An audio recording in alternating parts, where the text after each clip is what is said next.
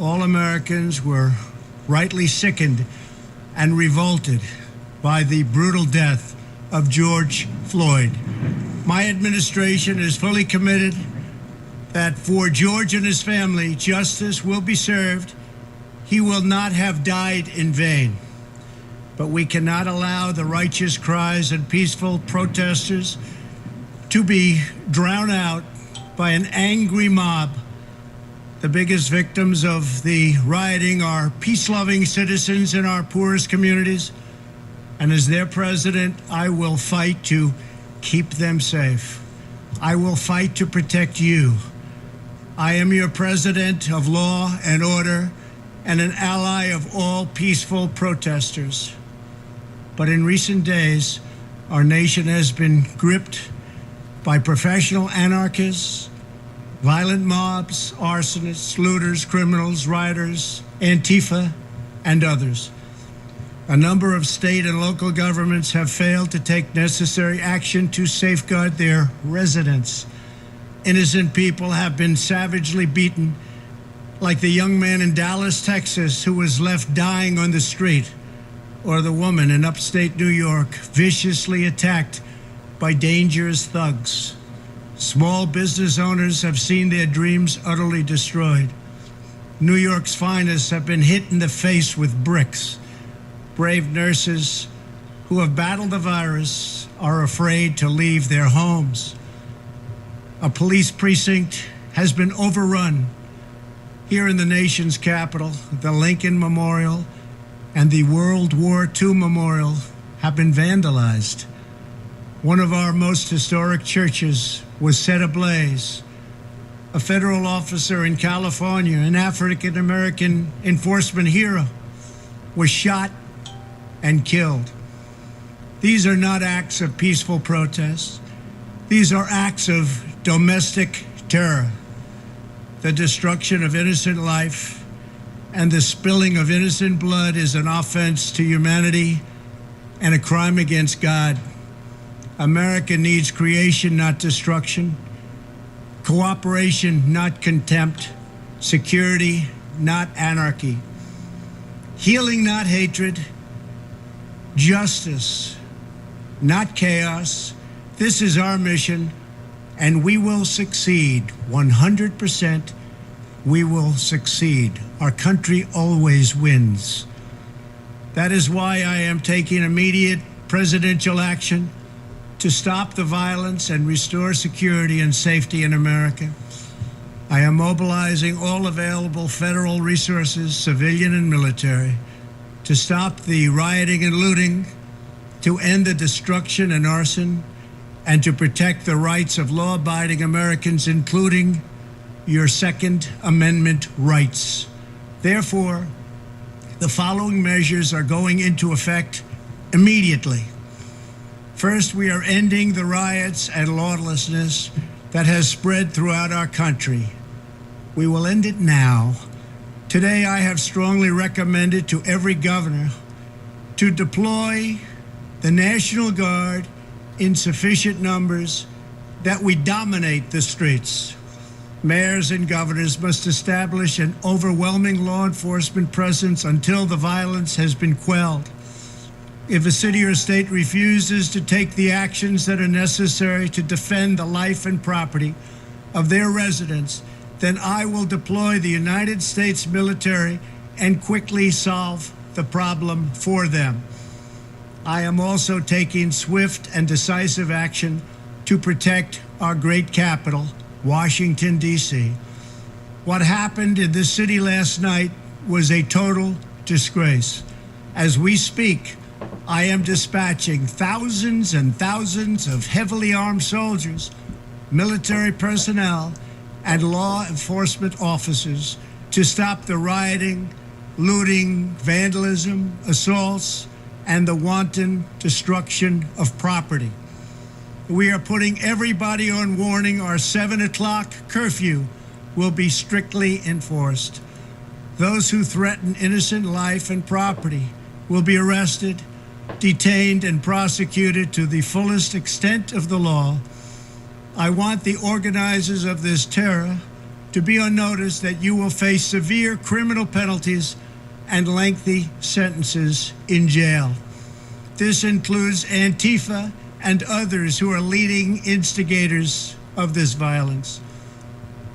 One law and order, and that is what it is. One law. We have one beautiful law. And once that is restored and fully restored, we will help you, we will help your business, and we will help your family. America is founded upon the rule of law. It is the foundation of our prosperity, our freedom, and our very way of life. But where there is no law, there is no opportunity. Where there is no justice, there is no liberty. Where there is no safety, there is no future. We must never give in to anger or hatred. If malice or violence reigns, then none of us is free. I take these actions today with firm resolve and with a true and passionate love for our country. By far, our greatest days lie ahead. Thank you very much, and now I'm going to pay my respects to a very, very special place. Thank you very much. All right, you've just been listening. You've just been listening to President Donald Trump there speaking from the Rose Garden.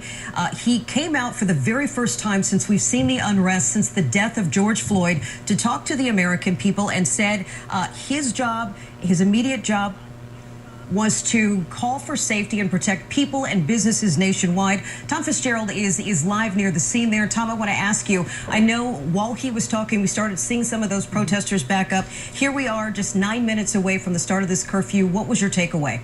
Well, it was interesting, Sean, because when you were playing that earlier in the newscast tonight, we were down at Lafayette Park, and we did see Uniformed Secret Service moving closer, almost as we drew closer to the president's remarks.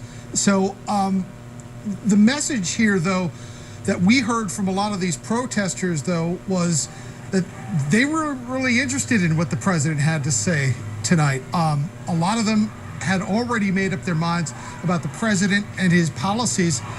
So largely, we may have crossed a bridge here as to whether any presidential remarks could make a difference in this. Fitz, I know a lot of people have been very critical. They said he should have come out sooner. People have even accused him of stoking the fire. We saw some of the tweets that he sent out there. Do you think that his message today will make a difference? That'll be, time will tell, Sean. You know, what is clear is there was an internal debate amongst the White House staff last night about what the next steps should be.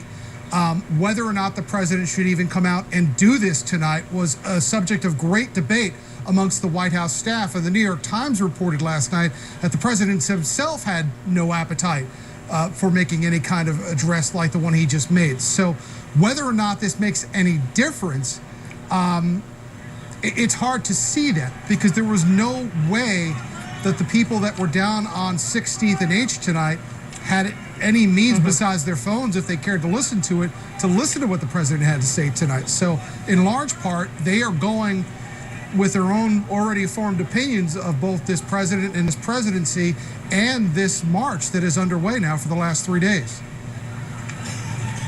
Fitz, one of the first things the president came out and said is that he wanted to express his thoughts and prayers with the family of George Floyd, and said immediately we will be seeking justice for them. And as we watch, you can't see the images right now live going on here at Lafayette Park. Protesters are still there. They do appear to be backing up. I just wonder, you know, you've been down there today. You've been in the crowd. You've felt the mood of the crowd here in D.C. Maybe the message won't be heard here. Do you think the president's message will be heard at other cities across the nation? He said he spoke to governors today and said, look, if you don't get this under control, then I will. Sean, I can tell you I have had discussions with sources in governor's office that said that phone call today was described by some as emotional, and one said and used the word unhinged. The president repeatedly telling the governors they had to get tougher and they had to show force. That apparently did not go over well with a lot of the governors who have been dealing with this in their own states. So, what's that? Again, when you ask these folks, what do you want to hear from the president? They don't want to hear anything from the president. They believe that they've heard 3 years of this administration and this presidency to bring them to this point where they've made these decisions about these actions that they're taking right now. So whether or not the president makes these remarks tonight and it does take a step in the right direction and calming some of this adversity, it's hard to see. One thing I will say, though, Sean, is that the president has repeatedly, talked about George Floyd and the fact that, he did not think that what happened to George Floyd was right. However, when these remarks came out about looting, when these other remarks came out that he's been, tweeting over the last couple of days, the Houston police chief today said very bluntly, and I won't repeat the remark, that if you do not have something constructive to add to this conversation, stop adding to the conversation. Fitz, let me ask you, I know that, through your reporting and through the different contacts that you've had, you've also been in contact with U.S. senators, members of the House, local members, politicians. Any reaction or from them about the president, some of his initial responses on Twitter, and then the calls?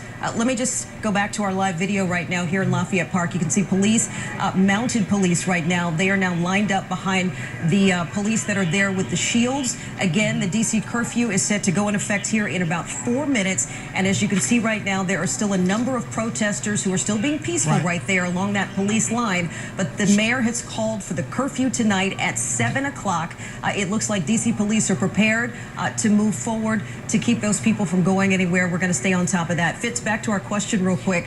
Any reaction or any response to local lawmakers about what has been going on so far? Yeah, Sean, just a slight correction to what we're seeing there on the screen there. That is not Lafayette Park. You're looking at 6th Street and 8th Street. You can see the A. Adams Hotel right at the top of the screen behind those flowers. Lafayette Park is closed right now. It is behind barricades, and there are double lines of police with riot shields in place right now. So no one except law enforcement is in Lafayette Park right now. As to this reaction, we talked to Senator Tim Kaine the other day. Clearly, the Democrats have been very forceful about talking about the things and the way that the president is talking about all this. You haven't heard as much from Republicans, and that's telling, because in past instances, whether it would be the Russia investigation, whether it would be things like the Supreme Court nomination, the GOP was very full-throated in their support of the president and his policies and as he was defending himself, Sean. We've not heard as much of that throughout this situation from the Republicans. I believe Blake and Marina are joining us right now. Blake, did you have something you wanted to talk to Fitz about? Yeah, well, this is Blake McCoy. Marina Morocco is also joining us, and she was here over the weekend when those protests turned violent in front of the White House. We are now approaching the 7 o'clock hour. We are just 2 minutes away from a curfew taking effect in the District of Columbia. Remember last time the curfew didn't take effect till 11 p.m.? Some criticized the mayor's decision for having that curfew take effect so late, especially after darkness had already fallen. Now they are clearly taking a different approach tonight, and you can see the crowd gathered in front of the White House right now being met face to face with police officers. If you missed President Trump's remarks, they were very brief, about 6:45. He did say he is your law and order president, and he will be mobilizing all available federal resources, civilian and military. And he said if governors do not activate their National Guard and do not take a hard stance on these protesters, that he will send in the U.S. military and take control and bring peace. The president says he will end the riots now and, quote, will dominate the streets with overwhelming law enforcement presence until the violence is quelled. Marina?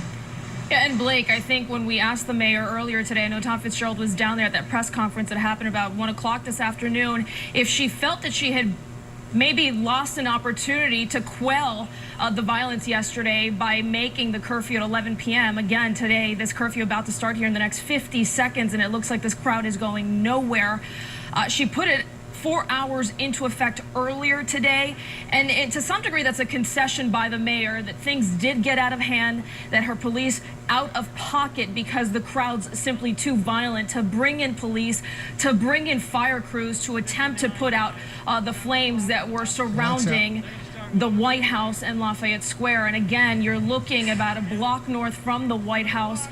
To the left there was the building that was looted last night and that was lit on fire. That is the AFL-CIO building. Behind the military police, those are National Guardsmen there with those shields on the back police line. That front police line there, I believe it looks as though that is DC police in riot gear. So again, you see multiple jurisdictions in the area, both local and federal, as this shot freezes. But tonight you see it is now officially 7 p.m. We are into this curfew. The crowd is going nowhere. And in the next minutes here, I would expect to see the police presence start to move towards the crowd. Tom? Let's bring in Jim Lokay here. Jim, did you want to say something? Yeah, let me just, I want to add on to what Blake said first of all. So you mentioned about the president possibly trying to deploy the military on civilian soil. There's something called the Insurrection Act. This is something that I can't off the top of my head tell you the last time that was activated in this country, but that is what has to be invoked by the president of the United States to activate the military on U.S. soil. Fitz, we should point out before we go back to you, a lot of speculation as to where President Trump is going to go because you heard him mention going to a special place. We saw all that activity in Lafayette Park. There are some people that believe maybe he's going over to St. John's Episcopal Church, which was a flashpoint last night where you had fire breaking out in the basement, although the structure of the church itself has been safe. Go for it, Fitz. Well, what I would say, if that does happen, that would be surprising because that shot that we just had, right, where you see the Hay Adams Hotel behind you, St. John Church is right across the street from the Hay Adams Hotel. So all of those people that are still on the street right now, they would have been within the line of sight of the President of the United States in probably one of the most heated civil rights protests we've seen since the 1960s.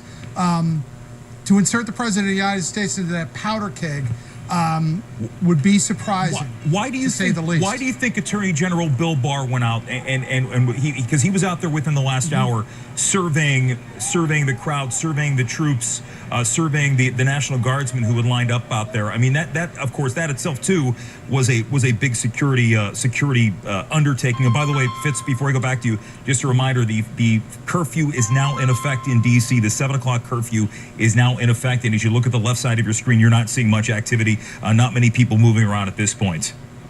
Yeah. Well, on William Barr, I would suggest that he is the chief law enforcement officer of the United States. And under his purview are all of the apparatus involved in the federal response to this. So for Barr to go out there and to survey what was going on out there, that does seem to be a proper disposition of his responsibilities in all of this. Okay. Were the President of the United States to do that, Jim, that would be remarkable. Hey, Fitz, this is Sean. I mean, so do you think a lot of this is optics? We know the Attorney General directed the Bureau of Prisons to send riot teams to D.C. and also to Miami to head off what they're calling violent protests and the riots that have broken out in those cities. Is this, all right, hold on, we've got a different visual here. It looks like we're looking at the press corps there running outside the White House gates into Lafayette Park. It's unclear why they're being removed from the White House grounds, but you see them there leaving the White House gates. And again, this area is secure. This is exactly 1600 Pennsylvania Avenue. That's on the side of the West Wing. What we're looking at, that gate, as you see, we're looking here to see who's about to come out. There he is. There's the president right now. Is making his way outside the White House gate, and you see Attorney General Bill Barr also walking, the president walking alongside his daughter, Ivanka Trump, as well as his advisor, Jared Kushner, and it appears they are now exiting the White House grounds. So maybe this is the special place that we were talking about. Let's see if we can There's listen the President of the United States right there.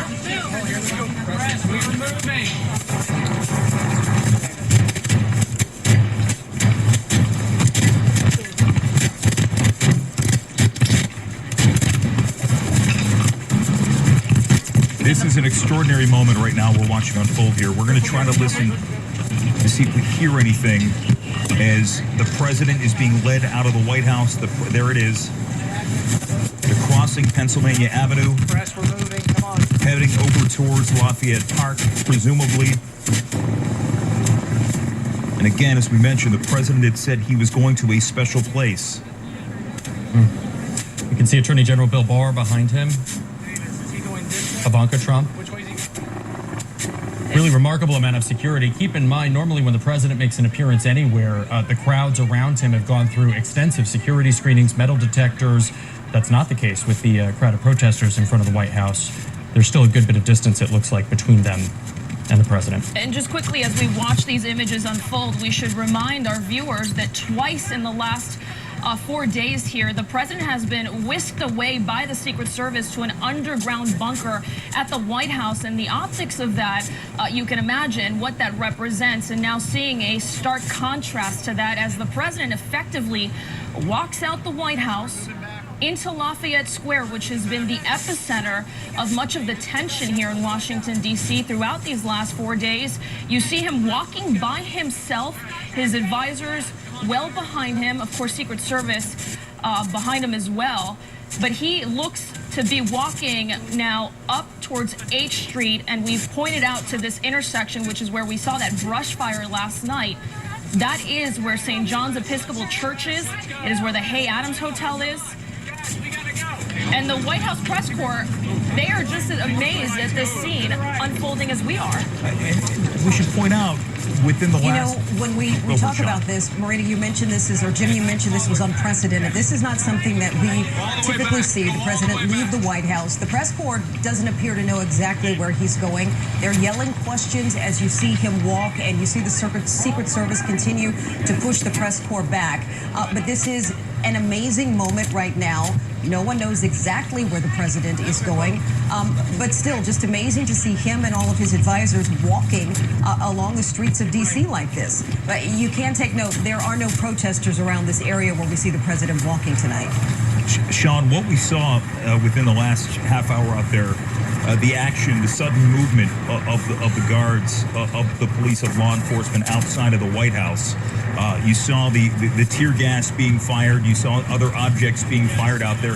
We're not seeing unrest like we saw last night outside of that until that moment.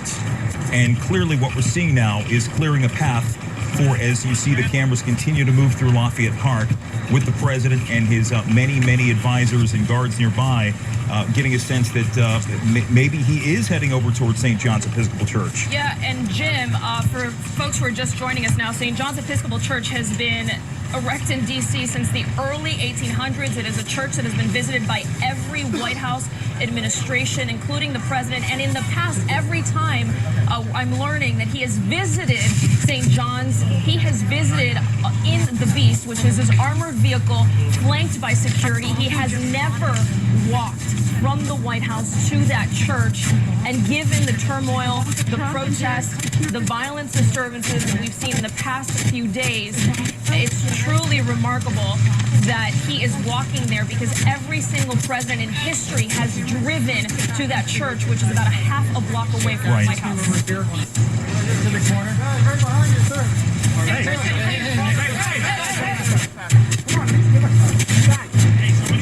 Remarkable to see him pictured in front of that graffiti from the protest that happened over the weekend. Look at that. Mr. President, your thoughts right now?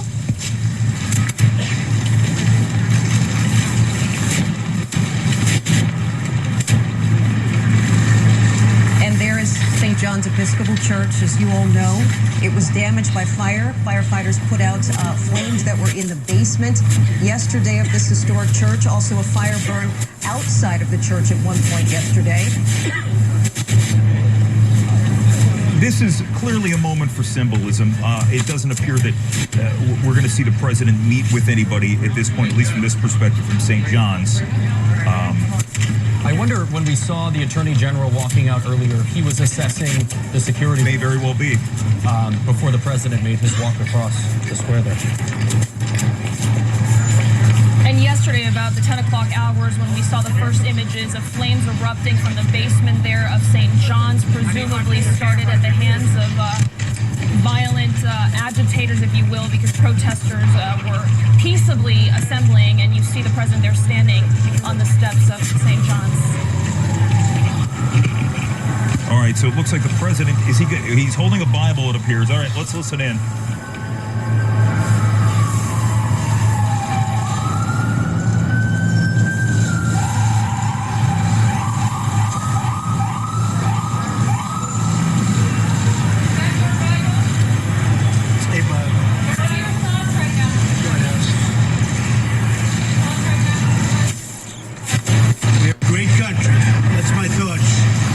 Greatest country in the world. Make it even great. We will make it even greater. It won't take long. It's not going to take long to see what's going on. It's coming back. It's coming back strong. It'll be greater than ever before. So you just heard the president say the country's coming back stronger. More or less the same statement he delivered over in the Rose Garden a few moments ago. Josh Rosenthal, let's check in with Josh right now. I know Josh was out there last night. Josh, where are you and what are you seeing? So, Jim, I am on I Street. We're just a few blocks from the White House. My crew actually just made it down here to downtown D.C., and I want to set the scene for you and explain what we're seeing here. Essentially, St. John's Church, where you just saw that historic moment with the president, is only a few blocks away, and we're walking in that direction. Most of the people that you see here now were protesting near Lafayette shortly before the president made his appearance. Now, as I said, we're just getting down here right now. However, I was monitoring the scene both on Twitter, and since I've been here, I've talked to protesters. They claim that they were peaceful, that there were no skirmishes, there was no problem whatsoever. Right. And then around 6:30, pepper spray started coming out. Police officers started firing rubber bullets. Josh, let me interrupt. Josh, let me just interrupt you for people watching this, and you're seeing the assembly outside of the church. Clearly, what this is at this moment is you're seeing this photo op play out where you have from left to right. That's Mark Esper, the defense secretary. Let's listen in. That is it. But to keep it nice and safe. Go far. I do not know who the gentleman in the gray suit is. We saw Kayleigh McEnany, the press secretary. So that was just what happened there. It was an semblance, a quick word. But Josh, go back to it. I just wanted to give people a little bit of insight what happened there. Sure, Jim. What you're saying, no because worries. There's so much going on.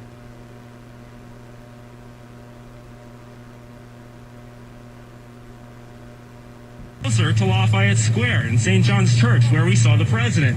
What's happening now is they're kind of at a standstill. You can see a couple of gentlemen here looking at this line of military police. We just heard the president talk about how there would be a larger police presence down here tonight, and military police specifically, and certainly just from what we're looking at right now, we're seeing that.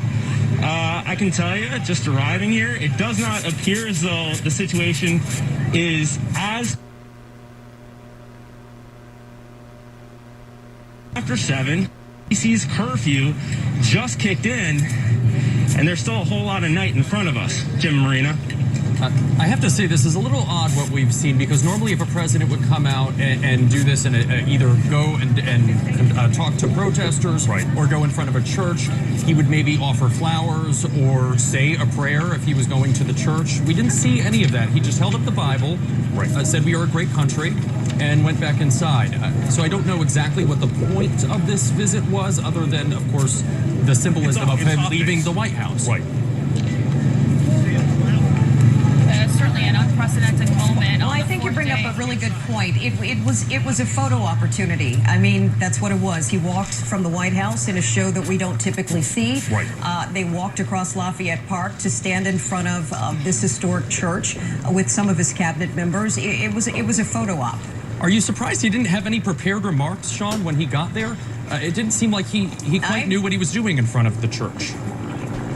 I was expecting the president to maybe have something else to say, and I think the press corps was expecting that as well. It was almost like, you know, they didn't get the heads up. We saw them running when everyone started leaving the White House. They didn't know what to expect. They asked questions. He didn't answer any questions, and I think the members of the press that are down there were a little surprised to hear that he didn't say anything once they got there. They just sort of posed for the picture. Someone asked him if he was holding his Bible. He said, "This is a Bible," and you heard him say, America's a great country.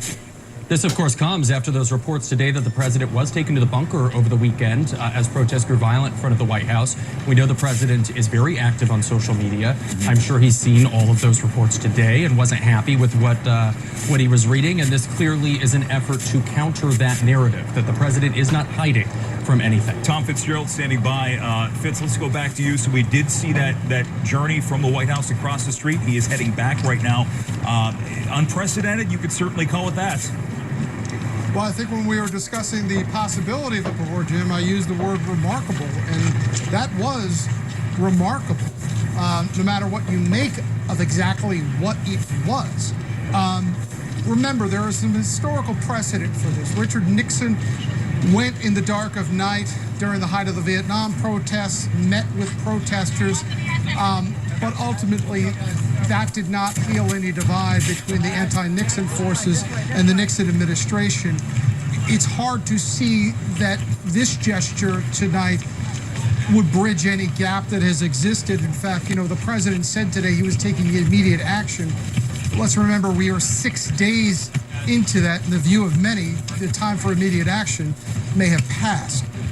But nonetheless, this is a historical marker we just saw just now.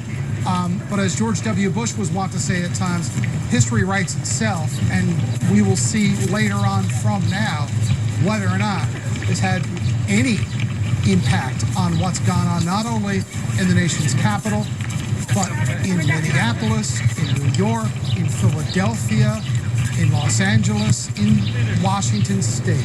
This is a nationwide situation going on right now, and this administration at this point does not seem to have quelled this. So as you saw St. John's Church again last night in the midst of the protests, which certainly did turn violent and turn destructive, there was a small fire set in the church. The structure of the church remains intact. It was set in the basement of the parish hall. Mr. President, are you prepared? Let's listen in here. Let's go. Thank you very much. President thanking the members of the National Guard out there. So you all know what happened within the last hour. We saw a lot of action outside of the White House shortly before he was set to speak at 6:30. There were protesters outside, certainly not to the level of what we saw last night, but still very boisterous, people getting their point across. And then tear gas was deployed. Other tactics were deployed to push some of those protesters back, clearly to clear space for the president to make that walk, which started within the last 15, 20 minutes. We keep hearing audio coming in and out here. Yeah, let's see if we can hear anything. The president, of course, is not much.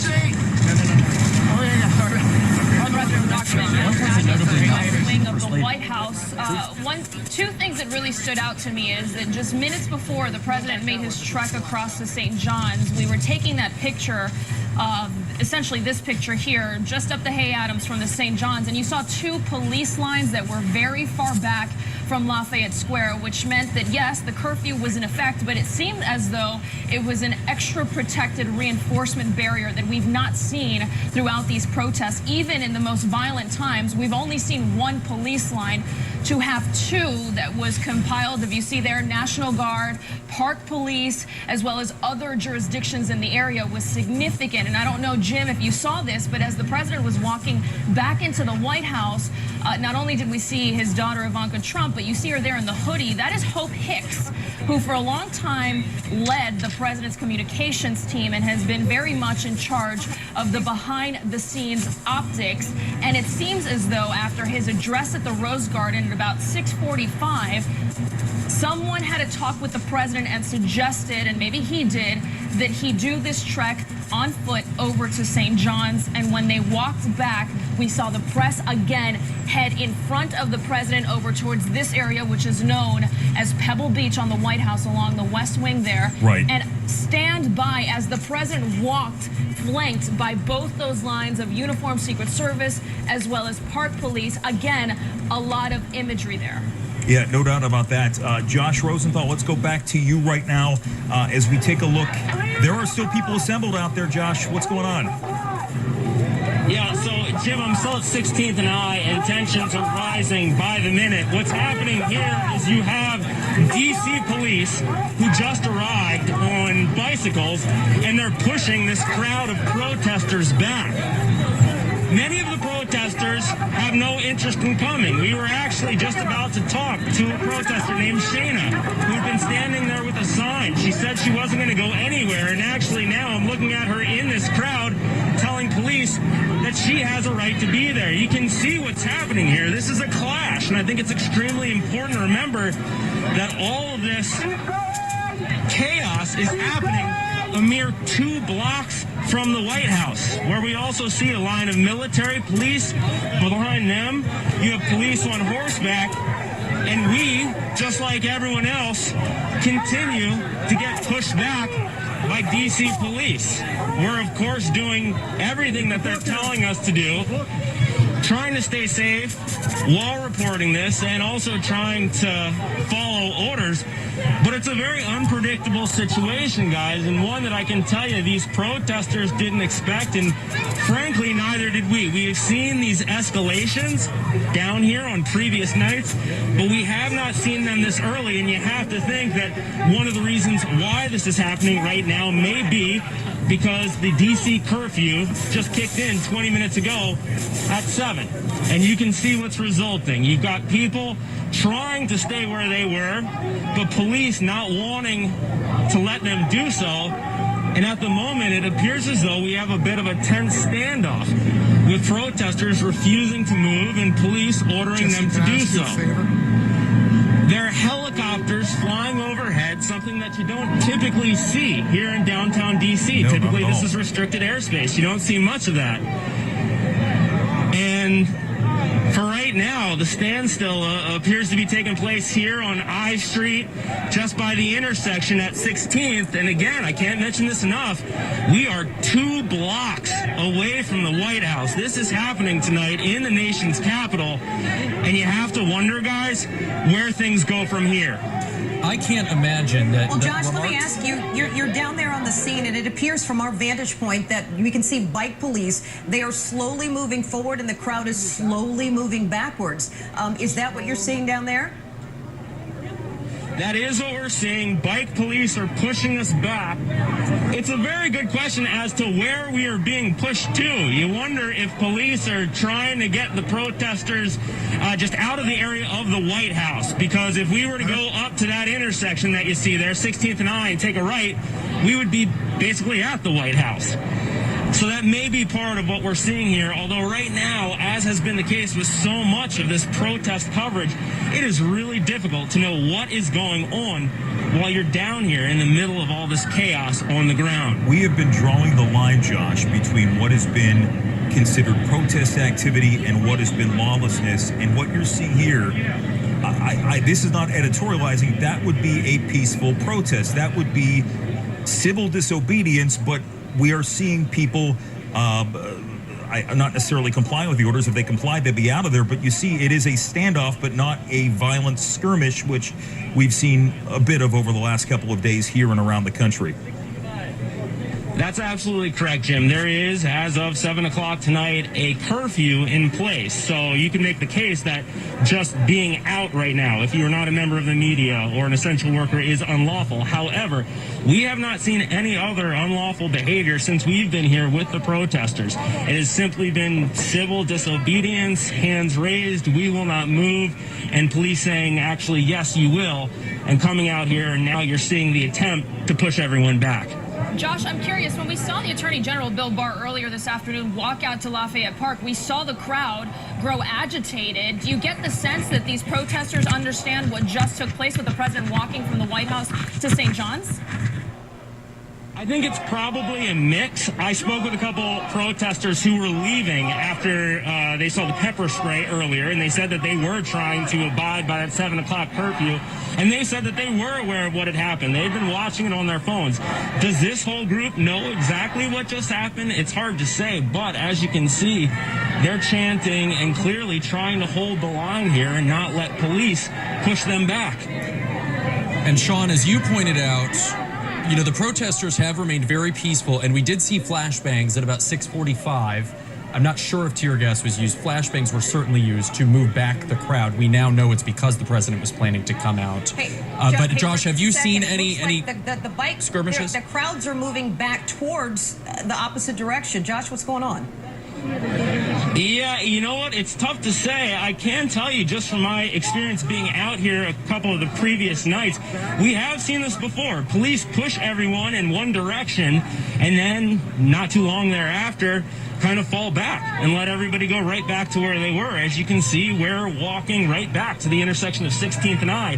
This is where all those protesters were gathered when police arrived and pushed everybody back. I don't know if they're doing this in response to the protesters refusing to move any further, or maybe there's something else, somewhere else in this downtown area of the city that they need to tend to. It's hard to say, but clearly you see the police stop pushing protesters forward. They've gotten back on their bikes, and it appears as though they're starting to bike away down I Street. So it makes you wonder exactly what is the plan tonight, how they plan to enforce this curfew, which, as you know, we are now 25 minutes into. Yeah. There still appear to be hundreds of people down there, Josh. Oh, absolutely. Hundreds, if not thousands. I can tell you that the police deployments have separated these groups of protesters to some extent, Sarah, and we saw some of this the other night, too. Take a look over here.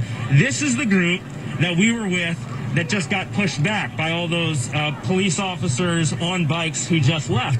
But if you look up here a little further up 16th Street, you'll see there's another line of police. They've been here since we arrived. And in fact, we walked around them to get to where we are now. And there's a whole group of protesters behind them. So to answer your question, yes, absolutely. There are still hundreds of people here. And I would say it's most likely over 1,000 when you count up all of these different groups that are in different parts, different intersections of downtown D.C. I want to give people just a little sense of where Josh is. When you think about the images from last night, Josh spent, as your photog just goes right over Cata Corner there's the AFL-CIO building right in that general vicinity, which last night, there it is right there. The lobby was on fire. There were I would assume Molotov cocktails or some sort of incendiary device thrown inside where that lobby was on fire less than 24 hours ago. Now you see police officer, military police, park police, a whole cadre of various police organizations from our area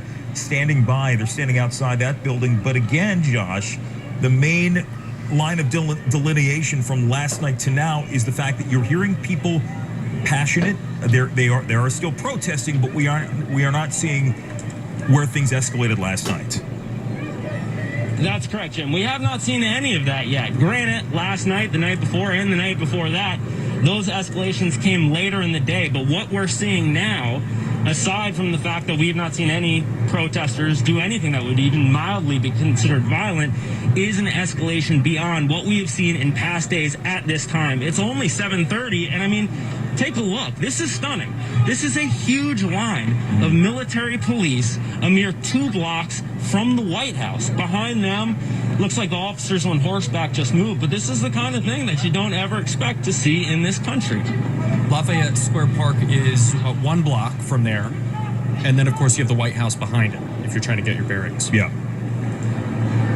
That's exactly right, Blake. That's exactly right. And D.C. National Guards there is what you're looking at. The entire resources of the D.C. National Guard at the disposal of the mayor. We had spoken earlier down at the Armory with the spokesperson there who said that they would all be out in force. And there was a lot of questions last night when we saw those fires break out.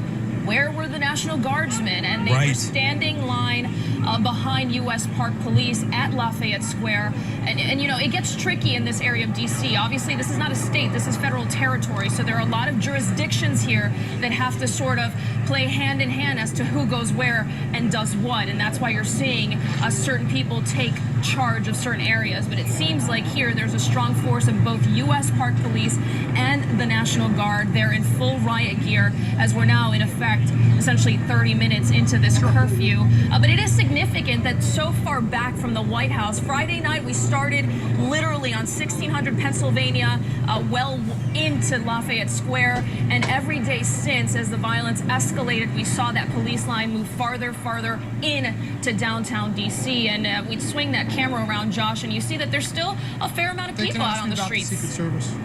Yeah. There are still quite a few people, guys. There are. And if you want to follow me this way, I just think it may be relevant because it appears as though many of the protesters we just saw here in the intersection at 16th and I are now walking away from the White House on 16th. Are they going home? Are they going to a different area? We don't know at this time, but certainly we are seeing some movement. Just to give people a little situational awareness right now, the curfew is now in effect since 7 o'clock. Metro rail and Metro buses starting to shut down as well, starting at 8 o'clock. Let's go back to Tom Fitzgerald. And Fitz, let's get your take on what we're seeing unfolding right here, right outside of the White House. Well, you know, we were discussing the presence of the Attorney General out there. Perhaps, though, the official that may have had more of a direct hand on all this is James Murray.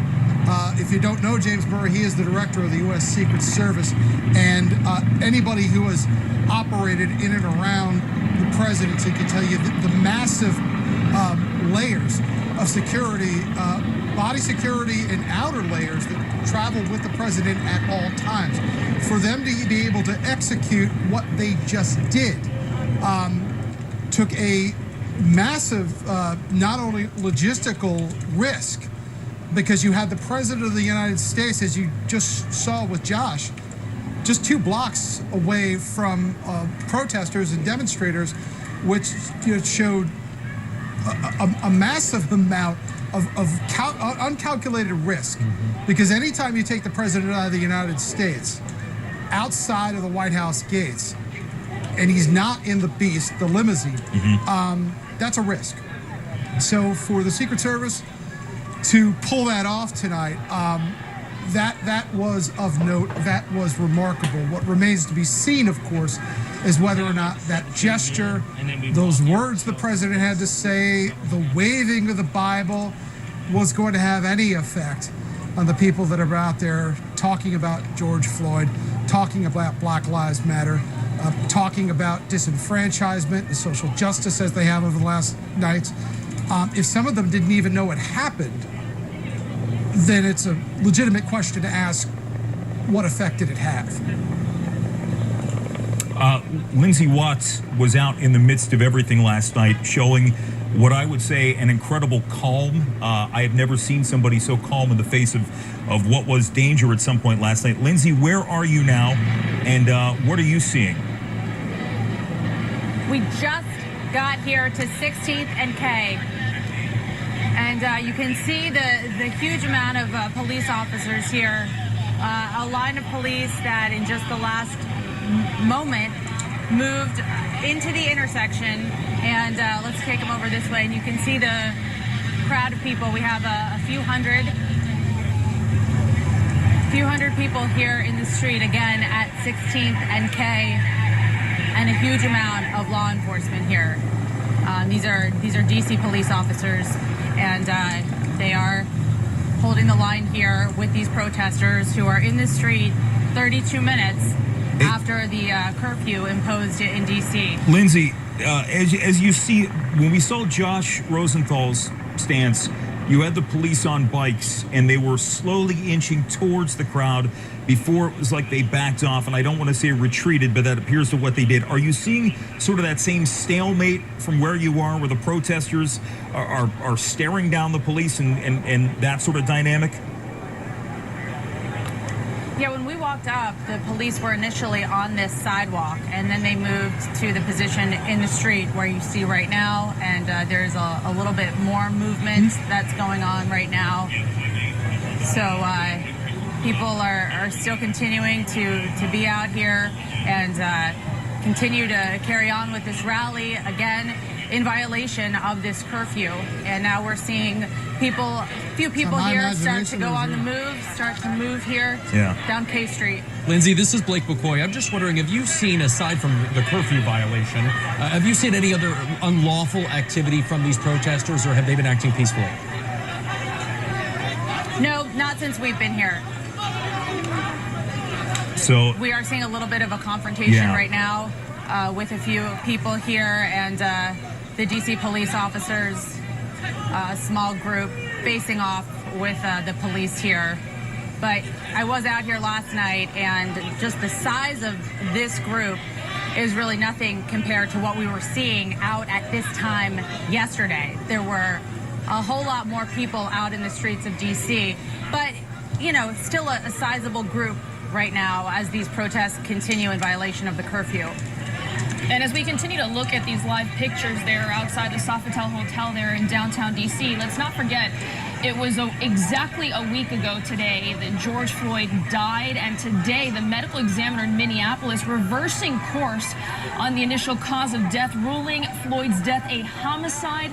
The medical examiner saying that his heart stopped while police restrained him and compressed his neck. Again, exactly a week ago today. And again, we continue to see these protests throughout the country as curfews are in effect essentially from coast to coast at this hour. Hey Sean, I just want to get your perspective from your time here at Fox 5 and in DC. Can you think of any time during your time covering news here that we saw something like this to this extent on the streets of the district? Jim, I've been here for 19 years, and I have never seen anything like this. The only thing that has come close was years ago when there were protests over the World Bank.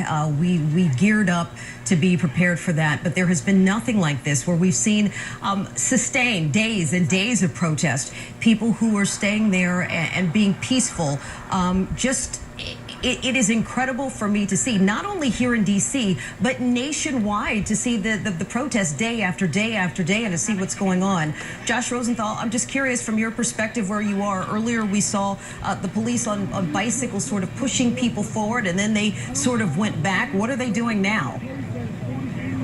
So actually, this is the intersection where we saw that happen. This is 16th and K, and just to give you an idea of where we are, we're actually only 1 block from where you saw my colleague, Lindsay Watts, just a couple minutes ago.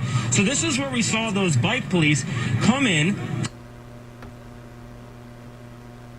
You're looking at now, and then after a brief standoff, they left, and this is what's left in the place. You can see many members of the media as well as some remaining protesters who are defying that curfew order, and some of them, as we're about to show you, are kind of getting up in the faces of these police officers, many of whom are military police, trying to hear exactly what it is that they're saying. What we've heard throughout these protests over time is a lot of George Floyd, I can't breathe.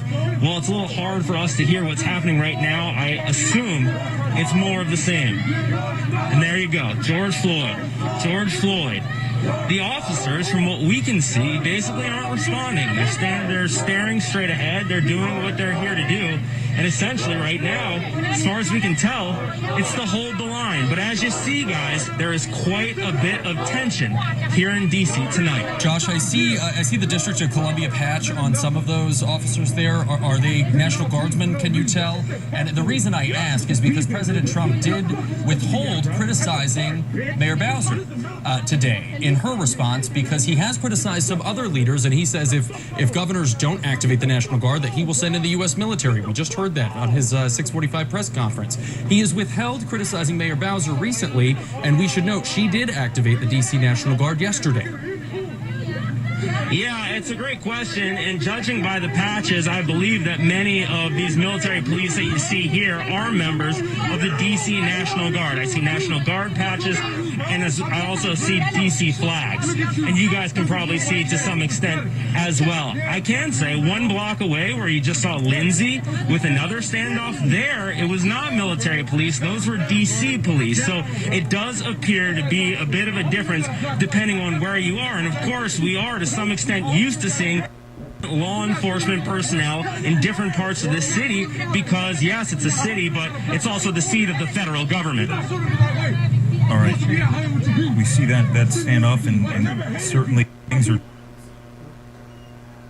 Go back over to you as we were talking about just some of the unrest that we've seen in the district. Sue Palka just talked about the D.C. riot of 1991. She texted me about that. But give me a sense, Fitz, of what you're seeing with this right now. It is the tensions are high, but we're not seeing the clashes. No, I mean, I'll concur with what Sean said, having been here since 2002.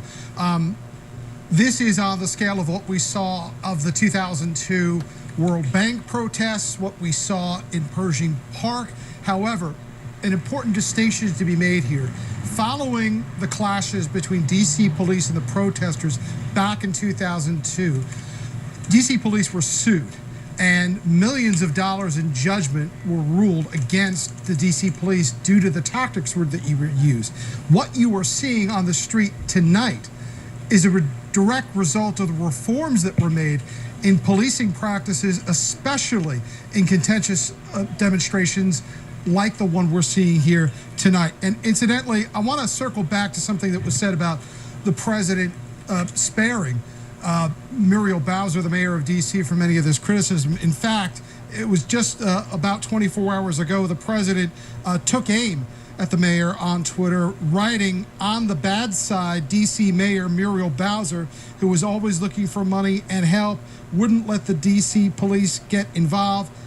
Quote, not their job, unquote, nice." That, in fact, was not the case. D.C. police explained in the hours after that the jurisdictions that the Park Police had over Lafayette Square, what their area was. I think it was former Chief Ramsey who told me years ago that there's something like 37 police departments that carry a gun and a badge in Washington, D.C. They all have jurisdictions, but I was speaking to some law enforcement sources today, and I asked them, how do you coordinate this? When they step off of Lafayette Park, do you hand it off to D.C.? Does D.C. hand it back to the federal government if they go back onto federal property? And they said, no. It's a lot more cohesive than that. There's a unified command in incidents like this one, which is operational right now and has been since these protests spread out throughout the District of Columbia. That is where all of these operational decisions are being made cohesively. So in that one room, you've got MPD, you've got Park Police, you've got the FBI, you've got the National Guard, and so on and so on. Mayor Bowser did call the Secretary of the Army, McCarthy, today to discuss what we were led to believe was some disappointment on the fact of D.C. officials that they did not see the D.C. National Guard spread out across this city the way anyone who was here on 9/11 could tell you was fully evident on almost every street corner you went that night. That was not the scene. National Guard told us today that they went where they were assigned, and where they were assigned specifically, they said and mentioned Lafayette Park and the White House. D.C. local officials seem to have a different view of that and would like to have them in places which they have now informed D.C. National Guard tonight.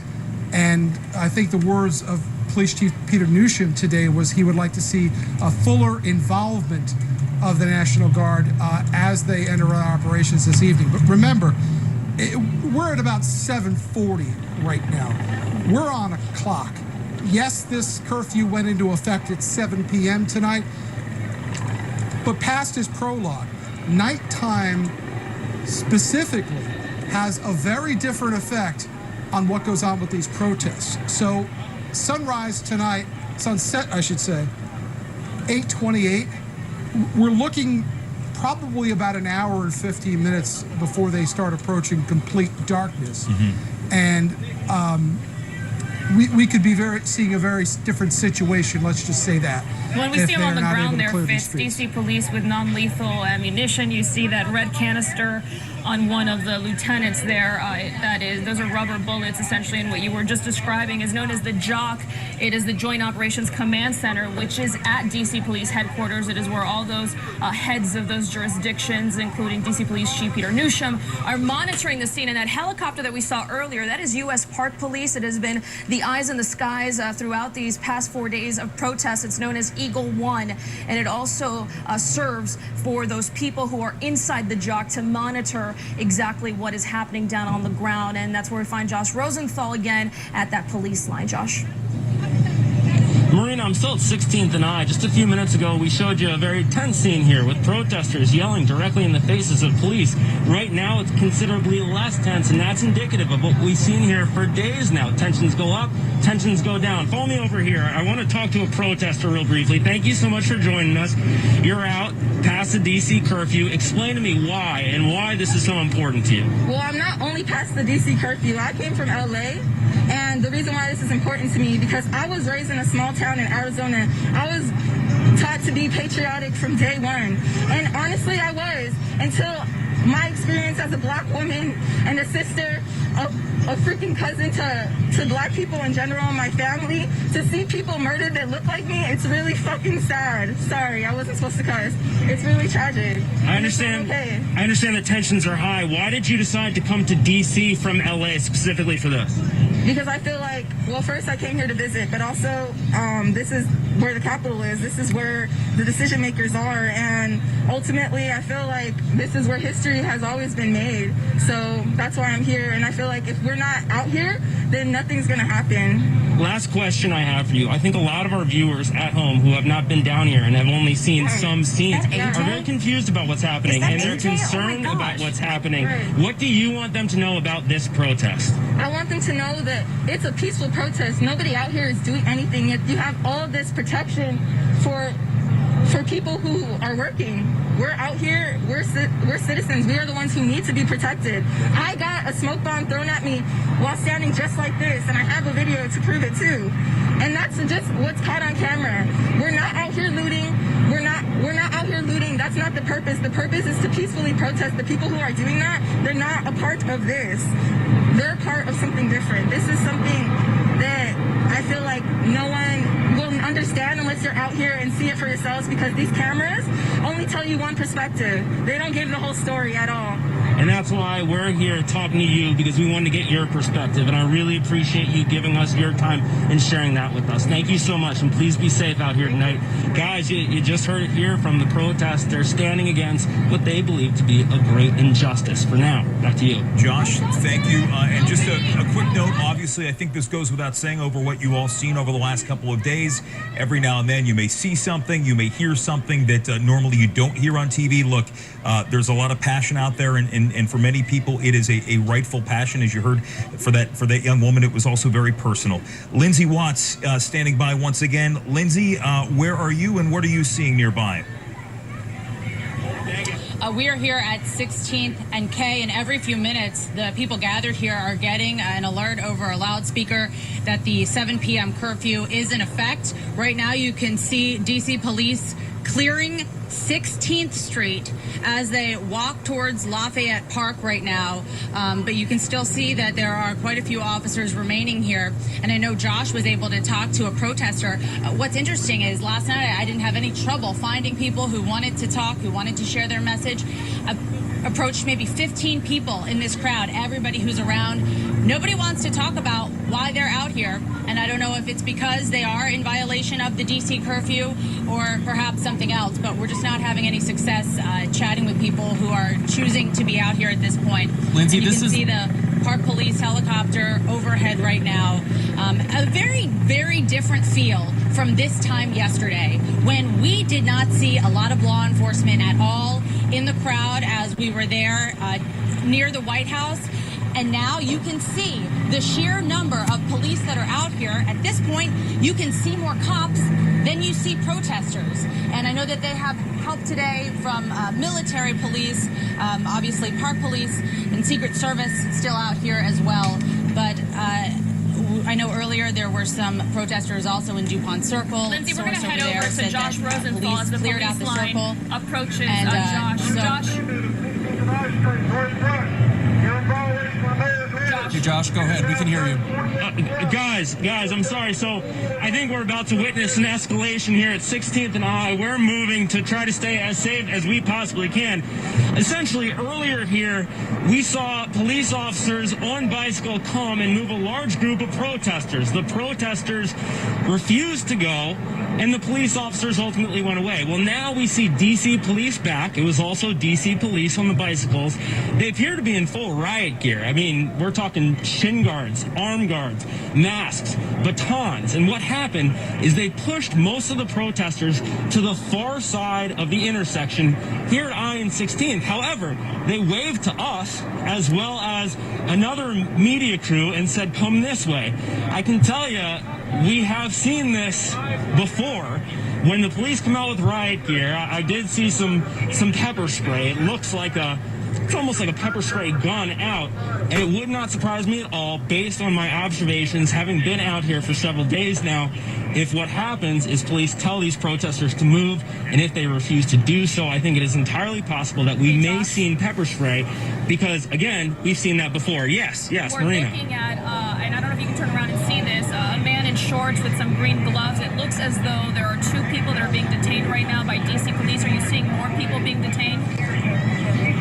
You know what? Since we've been here, I've only seen one other person. It was also a man who was in handcuffs on the side of the street. Police were dealing with him. I do not know why that man was in handcuffs or why those 2 men that you just talked about, Marina, are currently being detained. However, as of now, they're the only ones that I have seen being held by police. Otherwise, it's mostly protesters who have been moved either to this side of the police or to the other side of the intersection. Hey, Josh, Josh, let's stay here with you live. Side of the police line. Go ahead, Blake. I said, how many protesters are we talking about that remain on your side of the police line there? You're about 2 blocks towards the White House from where Lindsay Watts was. Police vastly outnumbered protesters by the looks of things where she is. Describe the protester situation there. That's a fantastic question, and you're right. Right now, it does appear as though police outnumber protesters by a significant margin. I would say that there are fewer than 100 protesters gathered around this intersection. There's another man, by the way, if you look in the middle of the intersection now, who appears to be getting detained by police. I'm not entirely sure why. But that's a great question, Blake, because what we've seen the past few nights is it would appear to us that there were more protesters, many more protesters than police. I even mentioned it, especially Saturday night. We were out here, and at times we saw no police for blocks. Tonight, it's a very different story, at least as of now, and in this intersection. As you can see, there are many, many police officers. You've got Metropolitan Police, you've got military police, park police, you name it, they're here. And absolutely, from what we can tell, they do outnumber protesters here tonight. Chief Newsham, and he issued a very direct warning to anybody who was listening. We will arrest you once this curfew is in effect. We will ask for your credentials. If you're not an essential worker, if you are not going to early voting, if you are not the media, you will be detained. It appears if you did not see any violence against those police officers, that is why those people are being removed from the streets. That would be my assumption, Marina. We have not seen any violence whatsoever. It's possible it happened. Obviously, there are a lot of people down here, but we have not seen any violence, so it is entirely possible that this is enforcement of that 7 o'clock curfew. You're going to see Josh Rosenthal standing by there. So as you're checking in right now, it is 7:51. The D.C. curfew has been in effect for 51 minutes right now. We are starting to see mass transit in this city starting to shut down a little bit. We saw a bit of an escalation right around 6:30 tonight in Lafayette Square when the crews deployed what appeared to be some sort of a deterrent. Whether it was tear gas, we don't know, but that cleared the path for the president to make that trip across Lafayette Square over towards St. John's Episcopal Church, which was set ablaze, at least the basement last night. Did a brief, said a few words that were very similar to what he said in the Rose Garden. Then he and his associates, his advisors, went back to the White House. Tom Fitzgerald standing by once again. Fitz, what do you have? Well, you know, as we're looking at this police riot right now, it's important to remember that these protests in large part have almost had 2 sides to this coin. Keep in mind what we saw today when we were down at Lafayette Park near the White House was a dramatically different group of folks than what we're seeing being arrested right now. What we saw today were probably about 200 to 300 protesters, which marched in an orderly fashion around the White House complex, not through Lafayette Park because it was closed, but with D.C. police leading the way with an SUV with the lights on, and then another SUV at the end of that group, which stretched about a block and a half, ensuring their safety as they made circular rounds down H Street, down 6th Street, and then up and around again. So as night falls, that is the critical part, because here we are going now, nearly an hour since this curfew went into effect. There are elements which they said their own intelligence last night precipitated last night's curfew, which they are very concerned about. Because when the mayor and the police chief were talking about outside agitators last night, nightfall is primarily when that activity tends to see an uptick. So in order for them to get control of these streets right now, they need to clear out a lot of those people. They need to clear out all of those people, but they need to get the people out of the way right now so they can deal with what they believe to be the more radical elements. We are seeing on the left side of your screen, you heard the swells of applause. There is apparently an organized protest standing by right there at that point. Marina, what are you seeing from your angle?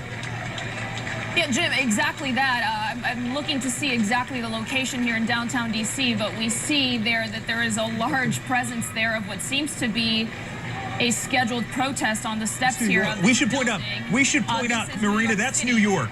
We're looking at Brooklyn, New York right now. Let's go back to D.C. if we can. I mean, clearly there's a lot going on in New York City, but right now D.C. is what we're focusing on as you see the crowds. There we go. We're back to D.C. Go ahead, Marina. Sorry. And again, here go the protesters as they've been dispersed, essentially ousted there from the downtown area. And it makes sense, right? We saw the president deliver those remarks just before the 7 o'clock hour from the White House. We saw the tear gas there dispersing, and we believe now that the Attorney General went out to Lafayette Park to survey essentially if the president could make that trek from the White House to St. John's safely. There were no protesters in the vicinity. There were double police lines, U.S. Park Police up above, and we see the protesters here now walking through the streets of the district, essentially 55 minutes into this curfew. And in this protest right here, Jim, I do not see any law enforcement. It appears that they are walking down a street. There should be no traffic as we are into a curfew at this hour, but again, no law enforcement where we're seeing this walk happen. All right, so we should point out, you're hearing crowds right now. I believe that's the audio coming from one of the many protests we're seeing in New York City. But as you look at the screen right now, we are back in the district, and you can see, do we know where exactly? Is this our Fox 5 crew we're looking at right now on the screen? Just to give us a little perspective as to where we are. Yeah, let's remind our viewers, Jim, that we are taking shots nationally from across the country as well as here in the district. We have crews pretty much everywhere, but it is hard to tell exactly where we are as this is exactly a fluid situation, and we see these protesters continue to make their way, and hopefully we can get some clarification as to exactly where this is happening now. But you hear those helicopters up above the signs there. It looks peaceful. This is definitely a peaceful demonstration there as they cross there the median onto the other side, and I did see some traffic there, so I'm curious to know if maybe these protesters may have crossed over into Virginia. Is that a possibility here? It could be. Again, I'm just hoping that we because we have so many crews fanned out around the area, and certainly I think looks like it's behind the National Mall. Yeah. Somewhere around the Martin Luther King Memorial. But oh, yeah, I think you're absolutely right there. By Ohio Drive. I don't want to say that with certainty. It looks like it, though. But it seems like this is where that's happening. If I'm guessing, this is somewhere near the National Mall. All right. Hey, Marina, let me just jump in here to let all of our viewers know you're watching Fox 5 live coverage of the protests across D.C. after the death of George Floyd in Minneapolis. We saw President Trump speaking a little while ago. Then he made a trip across Lafayette Square Park after they cleared the protesters out of the way so we could go outside of St. John's Episcopal Church. You're seeing a Guy Fawkes mask there, which has been a symbol for many of the other elements of these protests out there. But you're seeing these crowds move through the National Mall, and that's, Marina mentioned that she does believe they're heading over towards, or they're in the vicinity of the MLK Memorial, and that appears to be the case. Although, if I am incorrect, certainly somebody let me know. But we should say we're going to stay with this until 8:30, both on Fox 5 and on Fox 5 Plus. Again, we continue to watch. It was interesting to see, Jim, as we stayed downtown with Josh Rosenthal and Lindsey Watts, and hopefully we can go back to them in some short fashion. Here we go. There you see the Washington Monument. There it yes, is. in effect, we are approaching, I believe, the National Mall there. Those Move in and begin pushing protesters in that direction. They actually ordered us and other media entities behind the police line. At one point recently, we were actually trapped back a ways behind an intersection. We asked if we could come through. Ultimately, they did allow us. And you can see what's happening now. I'm going to give you one more. Police officers. Well, hold on. I have them right here, sir. I need to see credentials. So what's happening here is police officers, including this gentleman, are asking us for our credentials, which we have, and they said it's okay. These gentlemen are there are security guards, and we are credentialed media. Right now you're in a secure area, so they can wait for you outside there. Lieutenant, so our security guards need to be in an outside area? You must have a credentials on to be here. Okay, so what we're being told by police is that we, the news crew, go ahead guys, go ahead. What we're being told by police is that myself and my photographer, Paris Smith, are allowed to stay here because we're credentialed media. However, Fox 5 gave us security guards to come down here for our safety. Police will not let those security guards into this area because they don't have media credentials because they're not members of the media. So they are still over there. We're still safe. They're within eyesight, but that's some of the confusion that you encounter when you're covering a protest like this. Let's go back to the action here. What you see are police. It appears as though surrounding some protesters who decided not to leave the area when that 7 o'clock curfew kicked in. So you see, people, it's important to know we have not seen any violence from protesters or police for that matter since we've been here. But you have protesters in the middle there surrounded by police holding up signs, holding up an American flag I see, and yelling, "George Floyd, George Floyd, George Floyd."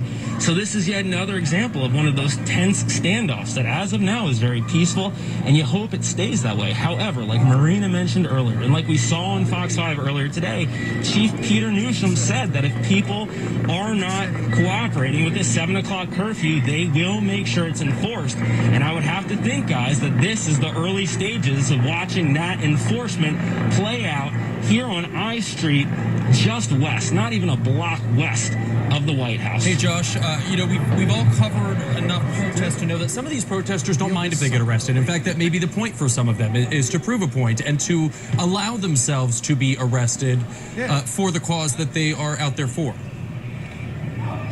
Yeah, I think that's likely what we're seeing here because clearly police have said the curfew is in effect right now. You must leave. They are allowing people to leave.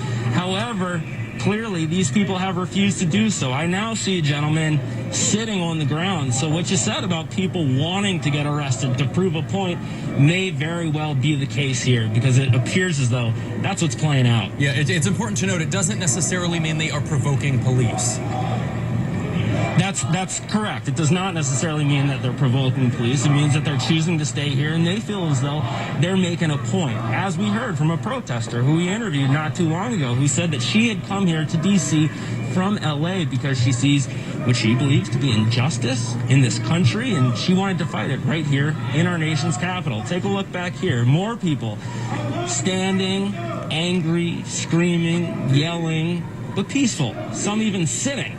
And this is just that kind of tense standoff that we have right now. One more time, I want to mention, different from what we've seen the past few nights, very, very clearly at this point, there are far more police officers here than protesters. That is different from what we have observed, our crews have observed out here for the past several days. And right now, listen to this.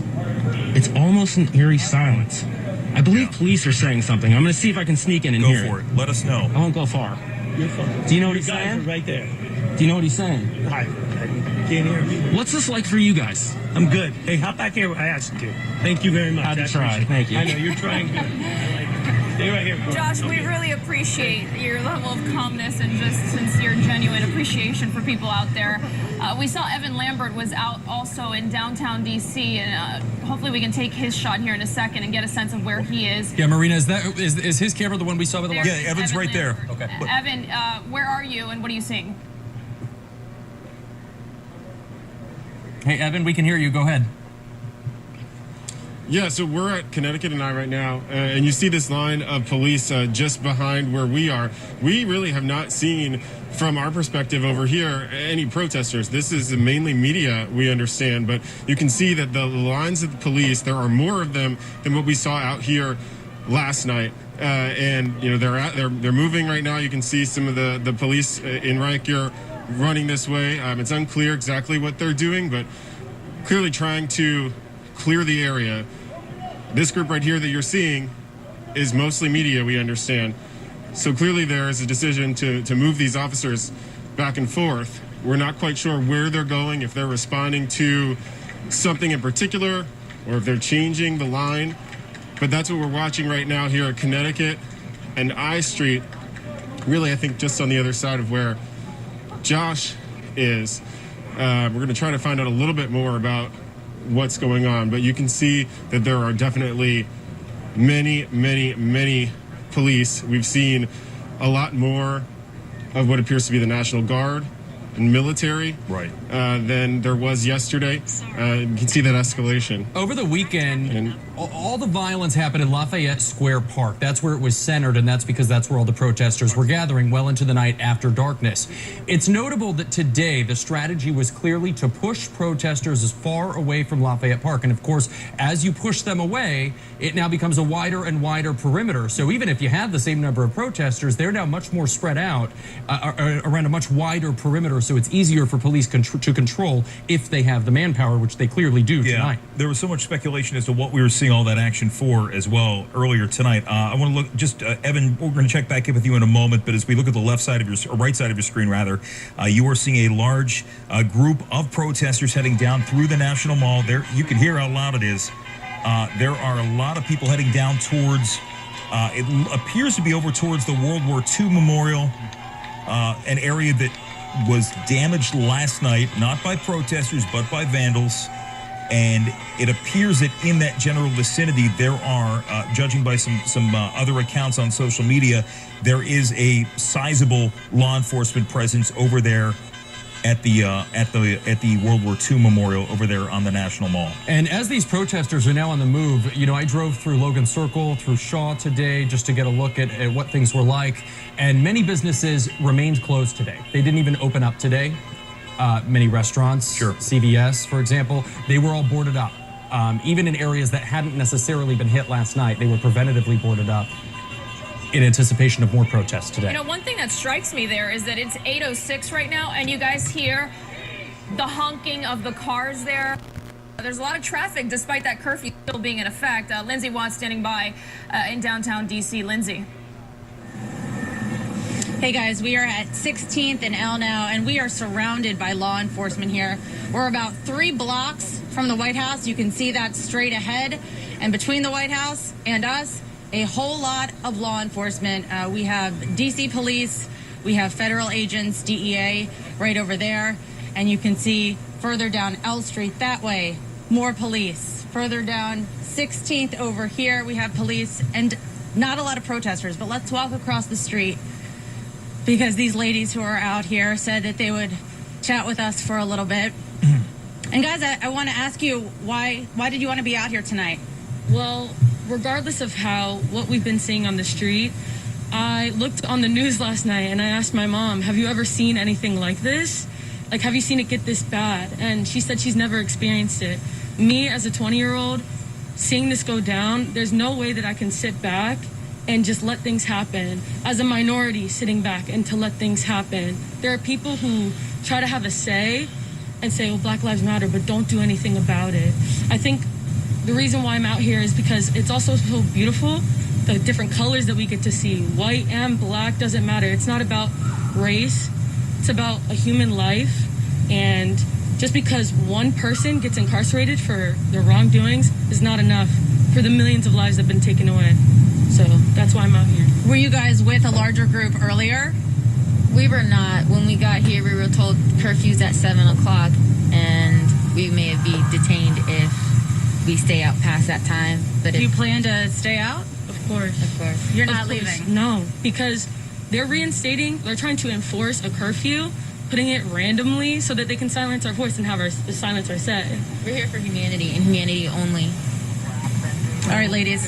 Thank you for taking the time. Appreciate it. I mentioned earlier it was a little hard to get people to talk to us, perhaps because of the curfew that's now in effect. Right. But you can hear that some protesters are staying out here. Yeah, no doubt about that. Hey, let's go over to Josh Rosenthal. Josh, heavier presence than there was about 5-10 minutes ago. There absolutely is, Jim, and I think we're about to see a bit of an escalation here. Essentially, as you said, that curfew kicked in at 7 o'clock. You can see here in the middle of this group of police, there are protesters who have refused to move. They say that they are disobeying peacefully to make their point. However, I think that they are most likely about to be arrested, because take a look over here. You can see police just pulled up with these 3 vans. You can see that they've got stairs, and I can see quite a few zip ties there on the floor, and it appears as though police are preparing, most likely, to round up these protesters who have refused to leave and load them up into these DC police vans and take them in. I do think it's important to note that while there is obviously quite a bit of police activity here, and I believe we're about to witness some arrests, everything here has been incredibly peaceful. And in fact, on both sides, we've heard protesters speaking with police, and while they are clearly upset with each other,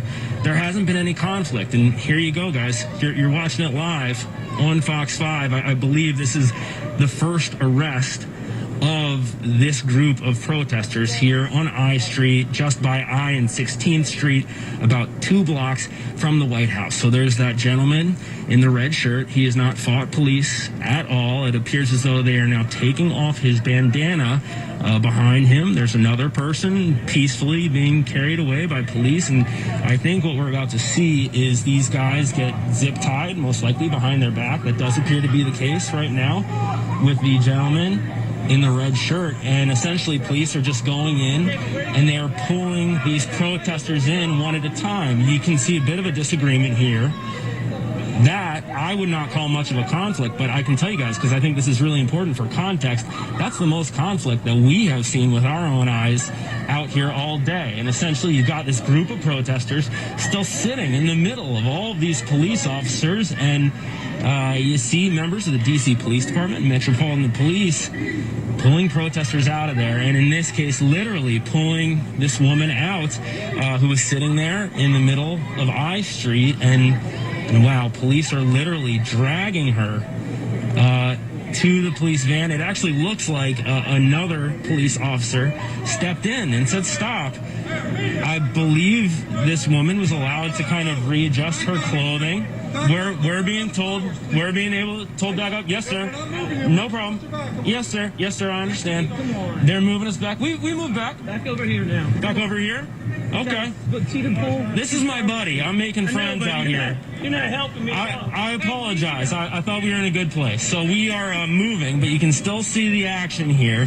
That woman who was literally dragged out of this crowd is now sitting there pretty calmly, and I would assume that just like everybody else, she's eventually going to be picked up, zip-tied behind her back, and loaded into one of these vans. Actually, the first person who we saw get zip-tied is still standing over there. That's the gentleman in the red shirt. Yes, sir. I apologize. I didn't mean to disobey. I apologize. Hey, sincerely, Josh, I didn't mean to. As we see these pictures, Yes. and this is going to take quite a while, I just want to, for a second here, the procedure of this, these are arrest vans, obviously, and you're going to see, like you said, these people be zip-tied and placed into the back of these vans. And essentially what happens now is that D.C. police will collect all of their property on them. That includes wallets, glasses. If you have a bicycle, which we saw someone there, they will detail all that equipment in a list, and you can see that police officer there writing it down.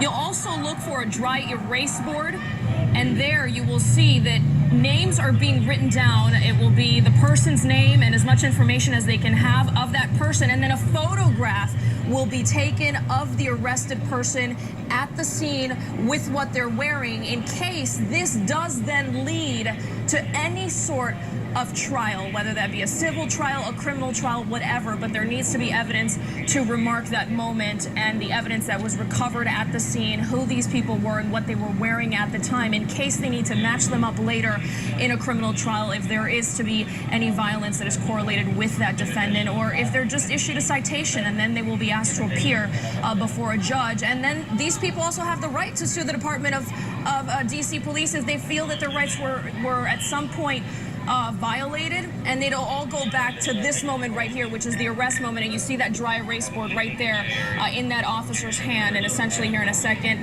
that board will be placed in front of that person with the red shirt. They will be photographed, and that is how the conclusion of that arrest will happen here in minutes. Hey, Marina, let's go back to the other shot we saw a moment ago. I want to go back to over towards the White House, where you see many people walking down the streets. I hear hands up. Hands up, don't shoot. Reminiscent of the Michael Brown protests out of Ferguson, Missouri a few years ago. They are passing the White House at this moment from that vantage point. As you spin around, you get a sense. Hopefully, we can get a sense of the crowd. It's a large crowd. Not sure how dense it is as they walk by one of the guard shacks not too far away from the White House and the EOB, the Eisenhower Executive Office Building, which is, of course, the building adjacent to the White House. It looks like right now, Jim, I just want no doubt about that.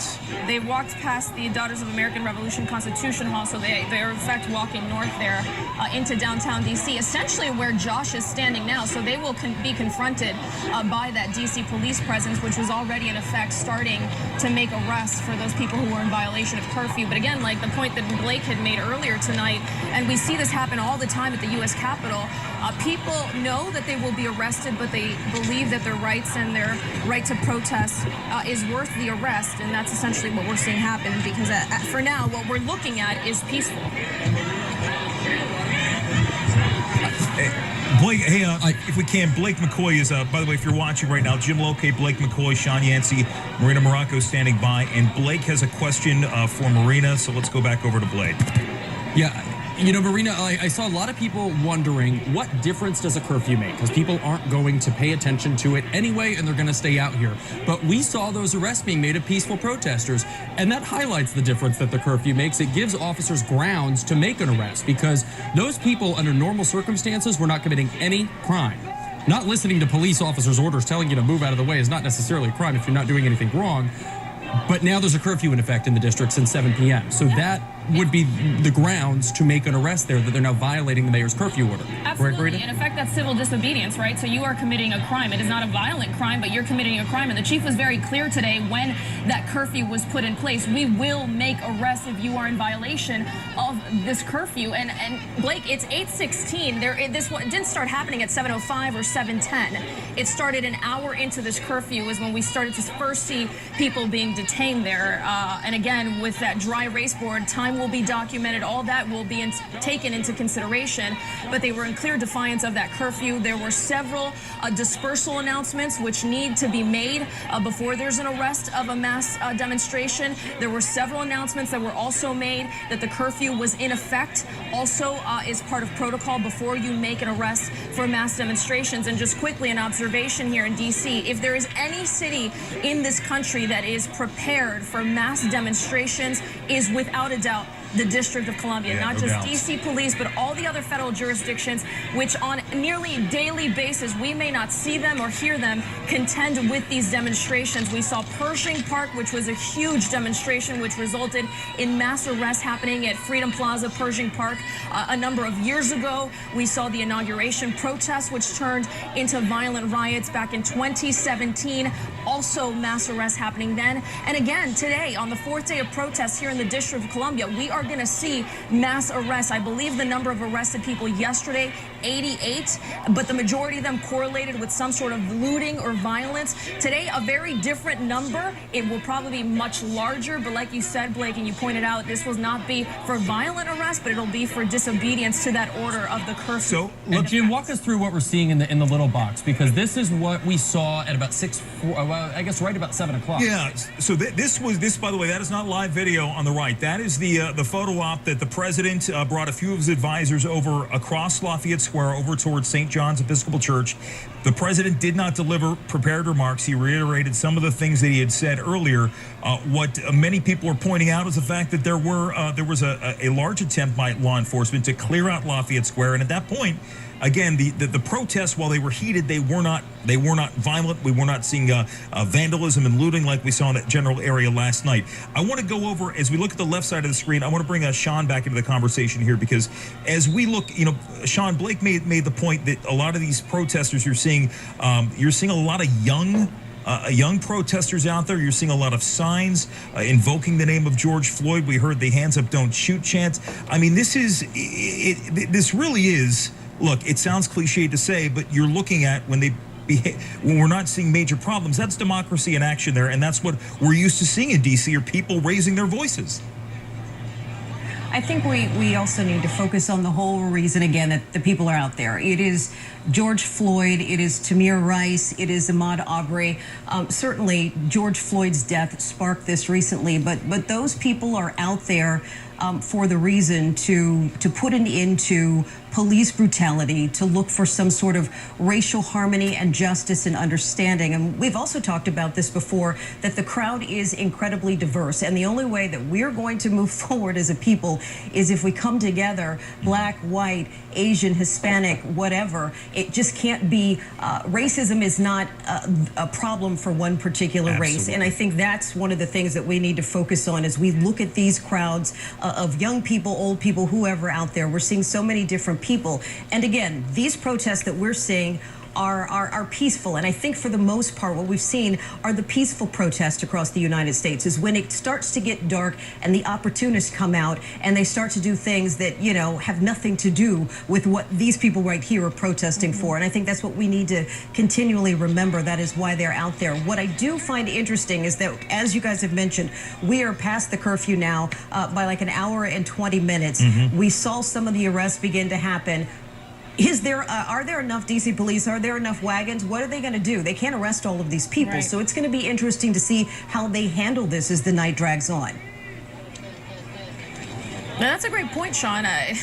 We are seeing crowds that they overtake the amount of police presence that we're seeing. And right here in this area, you don't see what we saw, Josh saw, where essentially these protesters were cornered. These protests here are continuing. They are peaceful. They are walking down the street. Yes, they are in defiance of the curfew. But it seems as though, Sean, and my guess is with U.S. Park Police helicopter watching over these crowds, they know where they're headed, that the police at this point are allowing these protests to continue despite that 7 p.m. curfew. And Marina, this is Blake. In my experience with these protests, as long as the protesters are listening to police and keep moving, right, they don't get arrested. It's when they stop and turn around and confront the police and refuse to move, that is when the arrest. And by the way, that reminded me of Josh Rosenthal and his interaction with police a little while ago. He is standing by once again where, Josh, just to refresh your memory where you're standing right now. Sure. So, Jim, we are just west of the intersection at 16th and I. That's about 2 blocks from the White House. And essentially, we're seeing more of exactly what I showed you the last time you guys came to me. Take a look over here. You have protesters who have refused to move. They have refused to comply with D.C.'s 7 o'clock curfew that was just instituted today. They're surrounded by police officers in riot gear. It's important to mention that everything has been very peaceful, both on the parts of protesters as well as police. Everything that we've seen so far. And what's happening is police are walking into this circle and they're pulling people out 1 or 2 at a time. And then if you follow me over here to the right, you can see that they're kind of being booked. In this area here, they're being zip-tied and processed. And their pictures have been taken, just like Marina described to you earlier. And I believe we're going to start seeing some people most likely loaded into these vans here in a little bit. There's a gentleman there who refused to move out of that circle, so police dragged him. I don't want to be flippant about this, but as far as arrests go, guys, this is a remarkably low tension situation, if that makes sense. Compared to what we have seen here the past few nights when protesters and police really appeared to be at each other's throats, and there was screaming and there was pepper spray and rubber bullets and water bottles being thrown at police. We're not seeing that here tonight at all. You have peaceful protesters who have refused to obey these orders, and as you see here, they are peacefully being arrested and put into these vans. And Josh, one thing quickly to remark, I saw you're seeing continued arrests here. On the left of your screen, there was a man, a DC police officer with a white shirt. If you can pan over, you'll see him, and there's Assistant Chief Robert Conti. And if you see that man right there on the telephone, That is Assistant Chief Jeff Carroll. He is the Assistant Chief in charge of Homeland Security for the Department of DC Police, for Metropolitan Police Department, to his right on the screen there.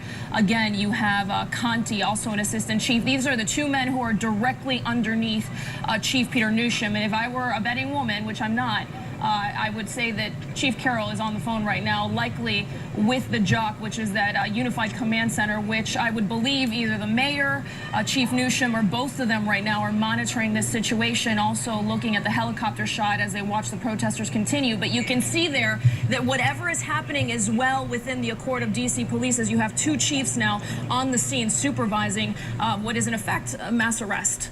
Of all of our reporters, we should point out Josh is closest to the White House, so that's why we're seeing these arrests. This is I and 16th Street. 16th is the street that if you drive around D.C., you look straight down 16th, and that's where you see the White House. Yeah. So that's where Josh is. He's a few blocks from the White House there on 16th. Hey, just to give you all some idea of the manpower that we're seeing out there, because we've seen, as was pointed out before, I know Blake had mentioned about seeing the various insignias on the police uniforms, where we see a lot of D.C. Members of D.C. Police, which was just pointed out.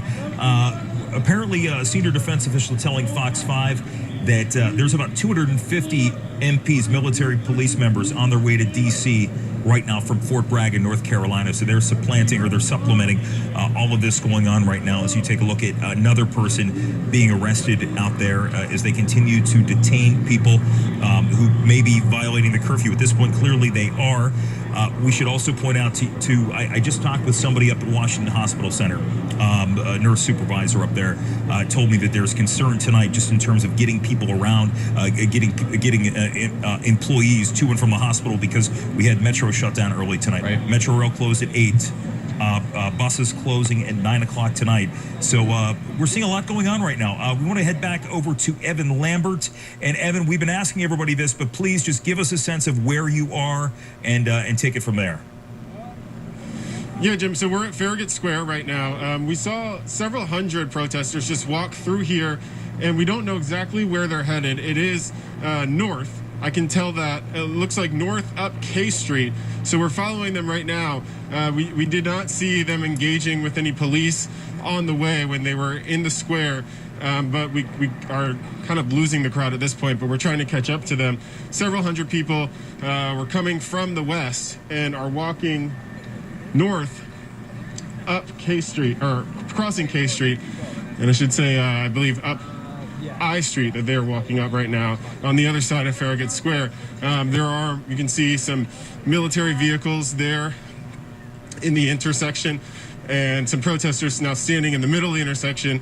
And we see police with shields as well that are really just maintaining their ground right now. We don't see them moving toward the protesters. But again, several hundred protesters are walking north away from the White House right now. And so we're kind of trying to watch and see what may happen. Of course, all these people are violating that curfew that went into effect at 7 o'clock, and they've been warned that they could be arrested. So we're really just waiting to see what DC police do at this point. And obviously you heard from Josh and saw that there have been some isolated arrests. We have not seen any for the last hour or so, but we are seeing people walk up 17th Street. And Evan, are they walking on their own, or are they being directed by police? They're walking on their own. That's what we're seeing. We're seeing a military helicopter fly over right now. See soldiers in fatigues that are kind of hanging out of the helicopter. I didn't see that yesterday. So it definitely looks a little bit different, but we do see some people in this intersection right here. They're saying, hands up, don't shoot. And so we're going to keep continuing to follow the crowd up 17th Street. You haven't seen police advance toward this crowd here as they continue up 17th Street north. All right, Evan, we're going to go back to Josh Rosenthal. Right now. Josh Rosenthal, I believe, is still at I and 16th Street. Josh, are the arrests continuing where you are? The arrests are continuing, and it's still just as peaceful. So the last time I talked to you guys, take a look behind me. You can see here, this is where protesters are being brought over. They're being processed. They're being put in zip ties, hands behind their back. and then they're eventually being taken into these vans. You can see quite a few police officers here. Many of these officers are the same ones who we saw when we were in the middle of the intersection at 16th and I, which is just behind where all of these police vans are. They moved the protesters over in this direction. They set up several police barriers, almost, for lack of a better term, trapping the group in between police. The group of protesters all sat down, and now they're being pulled out one at a time, possibly two at a time, to be arrested. You still hear people in that group over there saying, "No justice, no peace. No justice, no peace. George Floyd, I can't breathe." Many of the same chants that we've heard over and over again for days now, but this is certainly a different outcome. I mean, it is only 8:30. Past nights, the real conflict really didn't start until past this point, for the most part. And tonight you're seeing a pretty peaceful situation, but arrests being made at 8:30 p.m. And Josh, for viewers just joining us, the point you made is important. Peaceful protest, the reason they're being arrested is because it's now after 7 o'clock, which was the mayor's curfew time. You have not seen any other reason for arrest from these protesters, at least from your vantage point. Is that correct? From our vantage point, we have not seen anything but peaceful protest along the lines of what you're seeing here. And for the record, from our vantage point, we have not seen any aggression from police either. Here, clearly, you have a little bit of a problem, a bit of a verbal conflict, but certainly, guys, this doesn't compare at all to what we've seen the past few nights here by the White House. Right, it's night and day, literally and figuratively, there at the White House. And those protesters, we've been on the air live with this since about 6:30. Yeah. Those protesters were given every opportunity to leave. It's clear they did not want to leave and that they wanted to be arrested. I can't speak for them, but it does seem that they wanted to be arrested to prove a point, that they were not going to obey the mayor's order. But it's been pointed out before. I mean, that is nothing new when you have protests of this size. I mean, they are prepared to do this. Many people take part in many protests, and they're familiar with the legal machinations and everything else along that sense. And many of these charges do end up getting dropped. I mean, these are not serious charges they're being arrested under. What they are is cause for the police to remove them from this area. Right. And again, as you mentioned, we are not seeing, we saw a few instances where there was some level of resistance there, but think about the crowds that we saw, again, back to Lafayette Square at about, 4:30. It started to build up around 6 o'clock. We saw the gas deployed to clear that out for the president making his way across the square, and clearly a lot of the protesters ended up in the streets. And as we said many times before, I mean, there's a line between people who are exercising their First Amendment right, which we are clearly seeing right now. That's what we're seeing. We are not seeing the absolute chaos and destruction and violence that erupted last night, and has been mentioned many times, including the young woman that Josh Rosenthal spoke to, who came in from Los Angeles. She said, that's not who we are. We're here for a message. We're here to fight for our right to life, liberty, and the pursuit of happiness in this country. So again, we're taking a look over at Connecticut and I Street, where Josh Rosenthal has been. We saw a large group of people heading over towards the National Mall some time ago. They were marching over on the roads, I believe, over towards Ohio Drive, not too far away from the Rock Creek Park area, over Rock Creek Parkway rather, over towards the Kennedy Center. Actually, that'd be more accurate to say Kennedy Center, but. And Jim, bus service and train service is now over, right? So it's unclear how those protesters are going to get home or wherever they would like to go, because public transportation has now been shut down. Rail system shut down at 8, Metro bus closing at 9 o'clock. And so that's where things stand right now. And by the way, just for people wondering, if you're watching this and you have to get around tomorrow, that's at least the plan for today. We don't know how that can change, as we learned with the mayor saying one moment there was not going to be a curfew, and then I was out. I was taking a walk through Friendship Heights last night. Got the alert that the curfew was in effect for 11 o'clock last night, and tonight it was 7 o'clock. So it's been all over the place right now.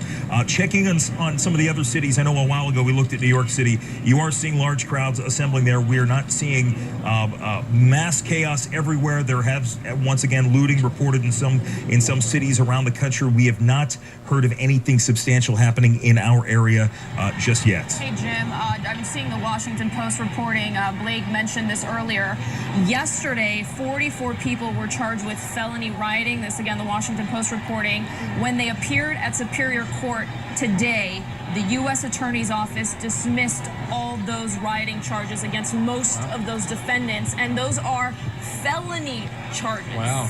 Yeah, that's actually surprising, Marina, because when I said a lot of these charges get dropped, I meant the peaceful protesters who are arrested and taken away in order to clear a scene. It's surprising given what's been going on and the hard stance that has been urged by some, the pressure on these lawmakers.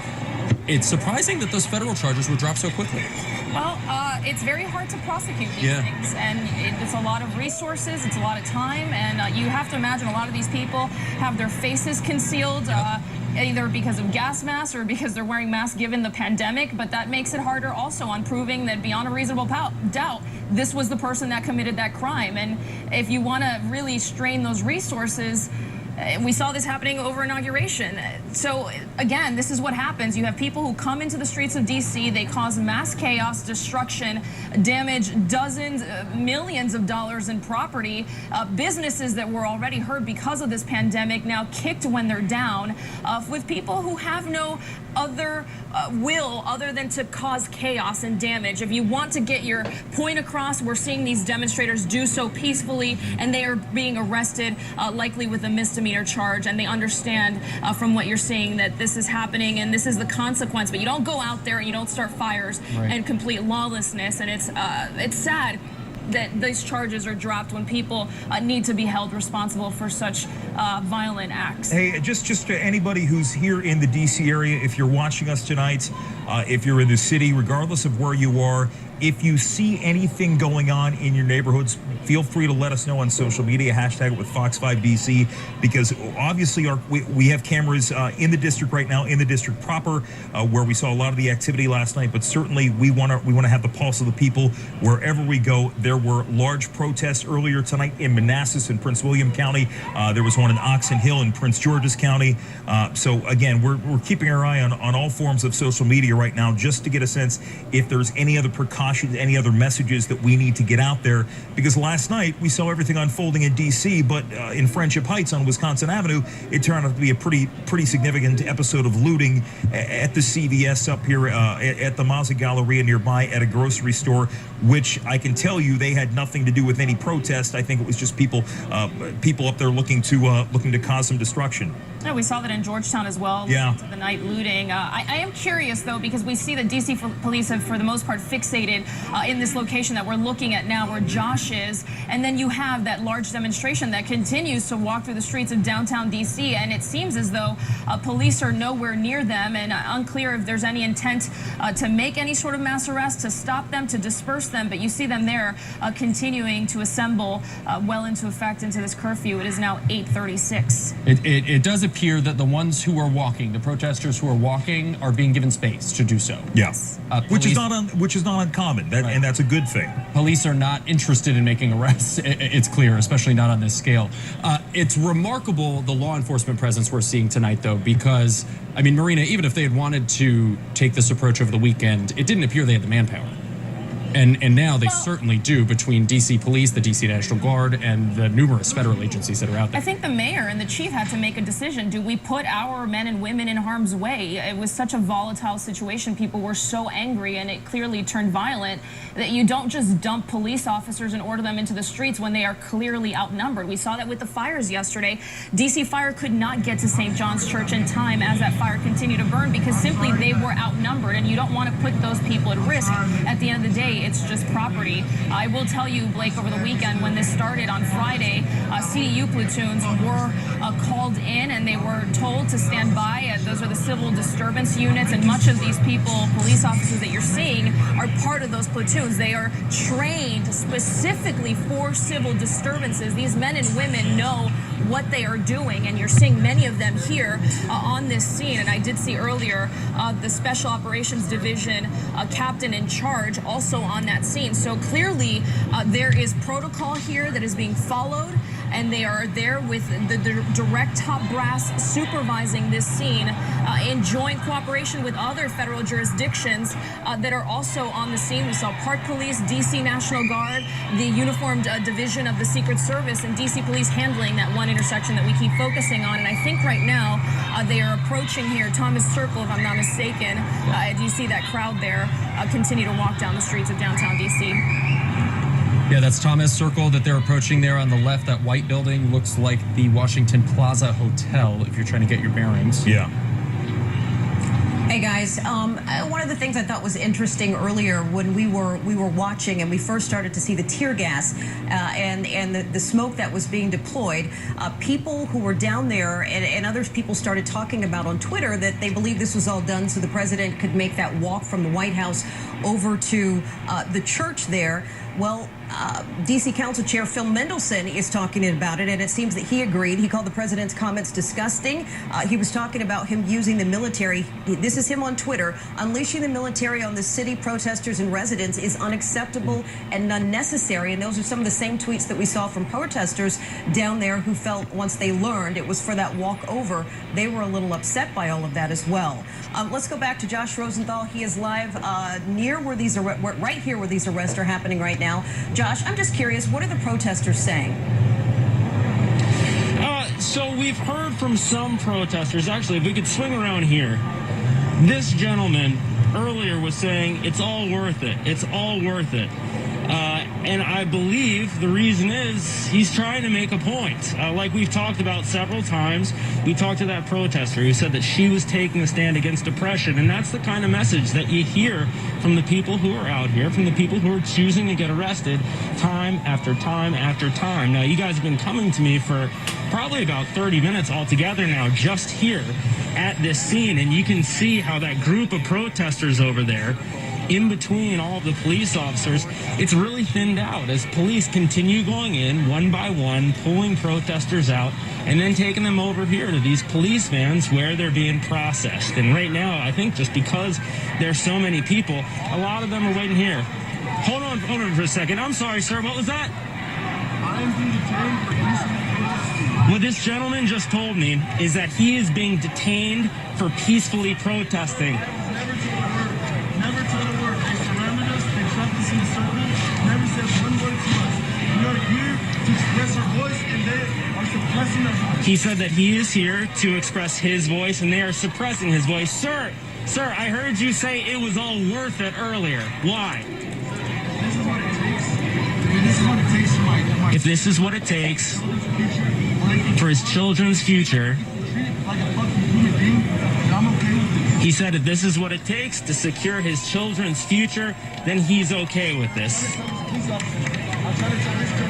He's having an issue here with police, but as you can see, a stark difference from what we were out here reporting for the past several nights. This is by far the most peaceful we have seen this downtown DC area in days. And yes, this protester isn't happy. However, he chose to get arrested.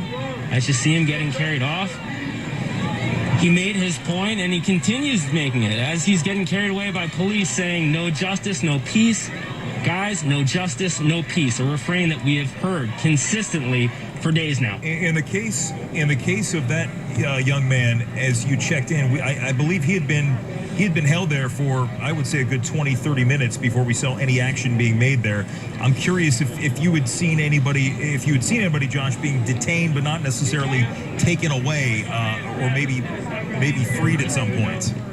Do you need us to move? I do. I asked you guys to stay back here. Okay, yeah. All right. For the record, we're told to be on this side of that light pole, and I think we're okay right now. Jim, I apologize. I didn't hear all of what you said, but go ahead. Go ahead. Just to get a sense, the young man that was just talking, I remember as you checked in with him that he had been there for a good 20 or 30 minutes, and I'm curious if you're seeing many people just detained and not necessarily transported anywhere. It's very difficult to tell because there's so many people here. For sure, as you follow us down here, nobody's actually been transported because these three vans with the open backs have been here the entire time we've been here. However, I do believe that some people have been loaded into the back of the vans. Hey, Josh, I want to read a tweet. This is the first tweet from Mayor Bowser since the curfew came out. I'm going to read this verbatim, a tweet from Mayor Muriel Bowser of Washington, D.C. Quote, I imposed a curfew at 7 p.m. A full 25 minutes before the curfew and without provocation, federal police used munitions on peaceful protesters in front of the White House, an act that will make the job of D.C. police officers more difficult, shameful, D.C. residents, go home, be safe. That again from Mayor Muriel Bowser of Washington, D.C., as you continue to see what's unfolding right now. And yes, the curfew is in effect. Sean was mentioning a few moments ago about, I believe she mentioned Council Chair Phil Mendelson. Some other council members were angry, they say, about the president vowing to deploy the military in the city. There's something, as mentioned, it is called the Insurrection Act. It was last enacted in this country back in 1992 at the height of the Rodney King riots in Los Angeles, that allows members of the military, active military, to take a law enforcement role on U.S. soil. That has not been invoked, regardless of what you may see on social media, with some people believing the president did that by virtue of a statement. He did not. That requires a presidential proclamation. President Trump has not done so yet. Yeah, and Jim, I think what the mayor was referring to was the alleged use of some sort of tear gas or rubber bullets to disperse the crowd to allow him to make his walk from the White House to St. John's Episcopal Church. And again, we see lawmakers across the board on Twitter, like Representative Val Demings, also saying that the president just had peaceful protesters gassed and shot with rubber bullets for a photo op. And I think that's what the mayor was referring to. Yeah. And Marina, the Episcopal Bishop of D.C. is saying that very thing to the Washington Post tonight. Marianne Budge, the Reverend Marianne Budge, she's saying she is outraged that neither she nor the rector was asked or told they would be clearing with tear gas so they could use one of our churches as a prop. Let's listen what's happening right here.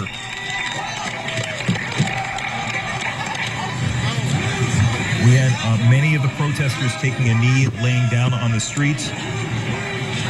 We've been moving so much. Where are we on this shot right now?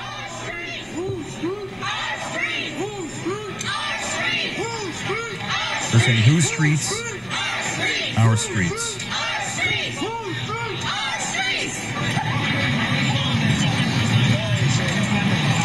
Is this the same camera? To me, yeah, it's hard to tell. Okay, that is Fox News, but that is in Washington, D.C., correct? Okay. That is in Washington, D.C. That is one of our cameras. I'm trying to tell Blake, part of me wants to say this is 14th Street. That's what it looks like to me. 14th yeah, it is. Street, looking towards Thomas. That is actually the Popeye. I can see the Popeyes on the right side. That is definitely 14th Street, heading up towards up towards the U Street corridor. Yep. So you're looking back down towards Thomas Circle as the crowd moves towards U Street, so north onto U Street on 14th. That is a very large demonstration. That is huge, Marina. It is obviously they're taking over the entire corridor of 14th Street, which is a pretty large thoroughfare here in the district, and a main one at that. Again, no police presence, and we've been remarking that although we are almost 2 hours into this curfew, it seems like they are allowing this to happen despite being in this curfew and letting this protest continue as long as it continues peacefully. And things have been peaceful, but I was down there today and everything was boarded up, just FYI. I think one of the issues that, the police department, any police department is going to deal with are optics. You're not going to see a large group of people rushing in, trying to arrest people who are protesting peacefully. I think the issue comes when we start to see the other people who are the agitators and the people who come in to do things once nightfall happens. But I think the mayor had good intentions by issuing that curfew that was supposed to start tonight at 7 p.m., but the protesters had something else in mind. And yes, they're not supposed to be out there, but they're still protesting and they're still being peaceful. And again, if you look at that crowd, look at the diversity of this crowd. Do we have a reporter here? Who's with this scene, this particular scene? Evan Lambert, are you with this group? That's Fox News. Okay. Got it. I'm interested to know where they're walking to or if they're just walking through the city, because we've been hearing reports that as the crowd continues to walk, there are people that are hanging outside of their apartments to sort of cheer them on or, congratulate them or show their solidarity with this group of protesters. This is 14th and P, for those of you just joining us, that they've just crossed P Street heading north on 14th towards you.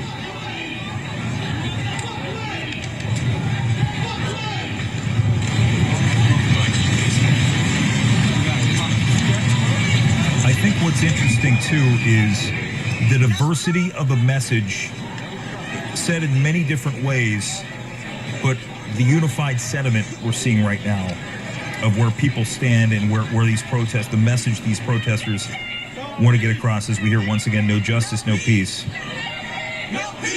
Yeah, this is definitely in the covering ground very quickly too.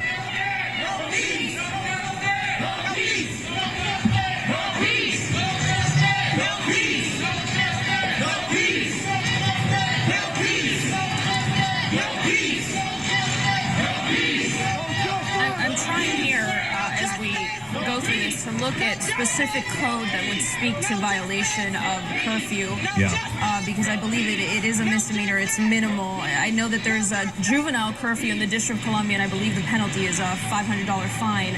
But it looks like that for First Amendment peaceful assembly, I cannot find in the code what that fine would be, if any at all. And Marina, as we talk about arrests, let's go back to Josh Rosenthal, who remains at I and 16th Street, where we have seen arrests of peaceful protesters. What's going on there now, Josh? Yeah, 16th and I, and those arrests are ongoing. Take a look behind me. You can see all these people are still being processed now. We've shown you this a couple times, right? It's protesters who are peacefully sitting down, refusing to obey these curfew orders. Therefore, they're being picked up by police, brought over here, processed, and eventually put into these vans. Follow me over this way, though. This is where those protesters came from. This intersection, this is 16th and I. And earlier, this is where you saw all those military police, the DC National Guards members. They're actually still standing there. The officers on horseback have left. There are way fewer officers here. And I know it's difficult to see, but if you turn right, behind those trees there, that's the White House. So this is, very much the nation's capital here. We are 2 blocks from the White House. You have all these police officers standing around, and that big group of protesters that we first met up with here at 16th and I are now behind where you're looking, and they're being arrested while you see all these police here standing guard. Yeah, Josh, and I can see they're taking a more relaxed position now. Aside from the protesters getting arrested, can you see any protesters remaining in that area? No. And it's pretty incredible, especially given what the past few nights are. If you look, actually, let me change that. If you look beyond where this group of protesters is, Blake, there's actually another small group behind them, but I believe it's even smaller than the group of people that we're looking at now. And all of this is just in such stark contrast to what we've seen out here for the last 3 nights. That other group that you're seeing, are they being arrested as well? Have they been surrounded, or are they just merely watching what's transpiring? They were surrounded at a time. I do not know if there have actually been any arrests. It's a very good question. There are way fewer people there. From my vantage point, I can see some police officers at least not letting those people down this way, whether they are going to be arrested, whether they are sitting like the protesters that we see here. I just don't have a good enough vantage point to tell. All right, Josh Rosenthal remaining on scene right there. Just to let all of you watching right now know what we will be doing here. We're going to continue our coverage starting at 9 o'clock on Fox 5 Plus. Blake and Marina will be standing by with more on that as well at 9 o'clock. We will continue coverage on fox5dc.com. But as you see another person being led away by police right now, we should point out, as we continue to see those protests on the left side of your screen, a large line of people marching down what was 14th Street earlier. I'm trying to tell if that is the same shot. Obviously, so many people on the move right now, taking to the streets, taking their message to the streets tonight. But as we see what's going on here in the city, over on Connecticut Street on the left side of your screen with police, or I'm sorry, Blake, what was that, 16th and I, where Josh was on the left side? Okay. 16th and I, yep. Hey, Marina, give me a sense last night, since you were here and you were holding down the desk last night, what time, and I hate to, I think this has to be mentioned for context, what time would you say that we saw things escalate last night when it went from protest to chaos?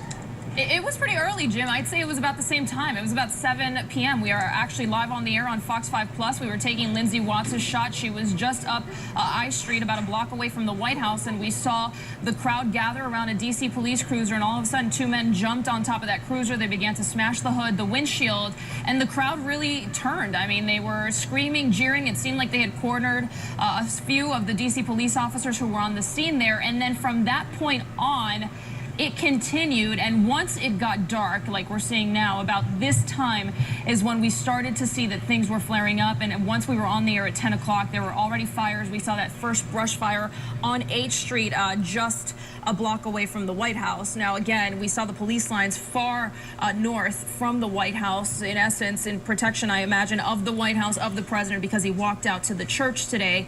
But you see here, I'm curious if once D.C. police is done securing this scene here on I and 16th, and they fill up those arrest vans with arrestees, if they will take those people to a police district, finish processing them, and if those CDU platoons that are on the scene will move on to another intersection and meet these protesters that we're seeing here on the lower right box. It's unclear, right? I mean, you see there is heavy police presence, and obviously you can't arrest everybody at the same time, but what happens next would be my question now as we approach 9 p.m. Yeah, Marina, you've covered D.C. police. I mean, my guess is that they would be booked and released once police have a handle on the crowds. Well, Blake, the District of Columbia is very interesting. The jail here in D.C. is under D.C. Police headquarters down on Indiana Avenue. It is not large by any stretch of the imagination. And when I talk about the jail, that's literally the processing jail. And then there is a D.C. jail, which is over on the northeast side. But that is where you hold people who are sentenced and convicted. And obviously, these folks who are being arrested tonight, if they're being arrested, they're in violation of curfew, which is a misdemeanor. So I think you're right. They will probably, they're processed now on the scene. They will probably be transported, I imagine, either to police headquarters or to the D.C. jail, whoever's better equipped to deal with mass arrests at this time, and then they will be released. Yeah, let's not forget this is all happening in the middle of a pandemic. We have COVID-19. D.C. police have worked very hard over the last few months to clear the jails of as many people who don't need to be there, who aren't a threat to the community, and it's hard to make an argument that these people we see being arrested are an ongoing threat to the community once they're able to clear this area. I want to talk for a brief second. Can we go? Let's take a look at that shot on the right if we can.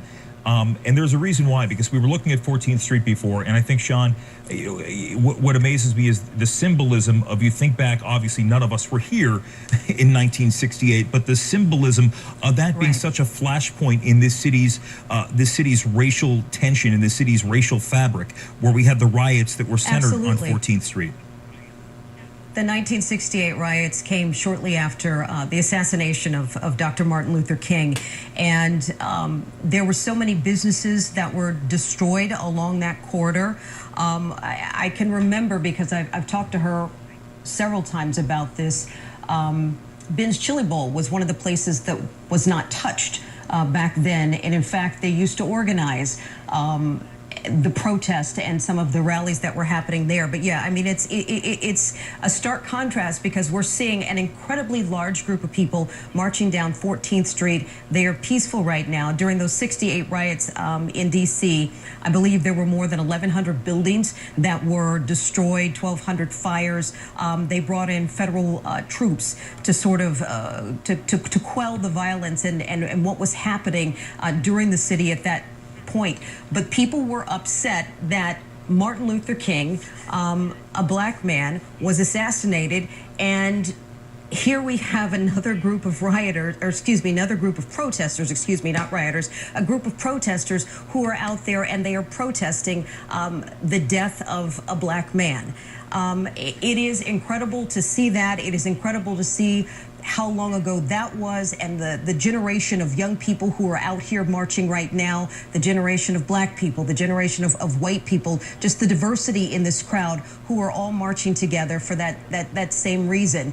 They're tired of the injustice, the unrest back during the civil rights rallies. Martin Luther King's death certainly was one of the culminations of one of those events that sparked all kinds of rallies and protests. And here we're watching something similar again. People are fed up and people are tired, and they don't know what else to do to have their voices heard. While Martin Luther King Jr. always talked about peace, we know that one of the speeches or one of the interviews that he gave in 1968 was him essentially saying that the language or people riot because their voices are not being heard.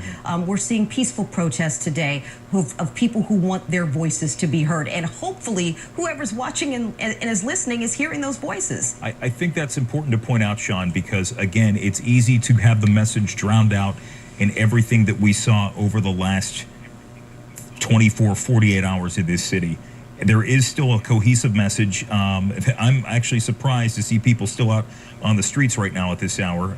It looks like they've turned onto U Street. Speaking of Ben's Chili Bowl, they're right, absolutely, They're about to pass Ben's Chili Bowl here on the left as they head east now on U Street. There it is, Blake. Good call.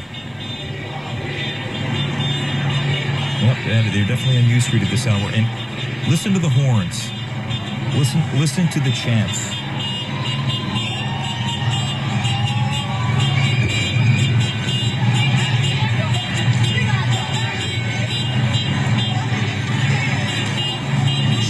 We only have about a minute left of our coverage here on Fox 5 before we switch over to Channel 20, WDCA, Fox 5 Plus. I'm just curious if you have any closing thoughts of what we've seen tonight and how different it was from what we saw over the weekend.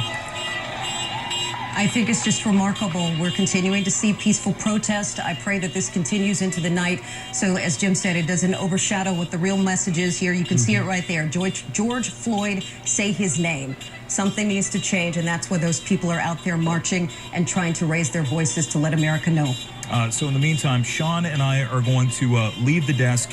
We're going to prepare for the news at 10.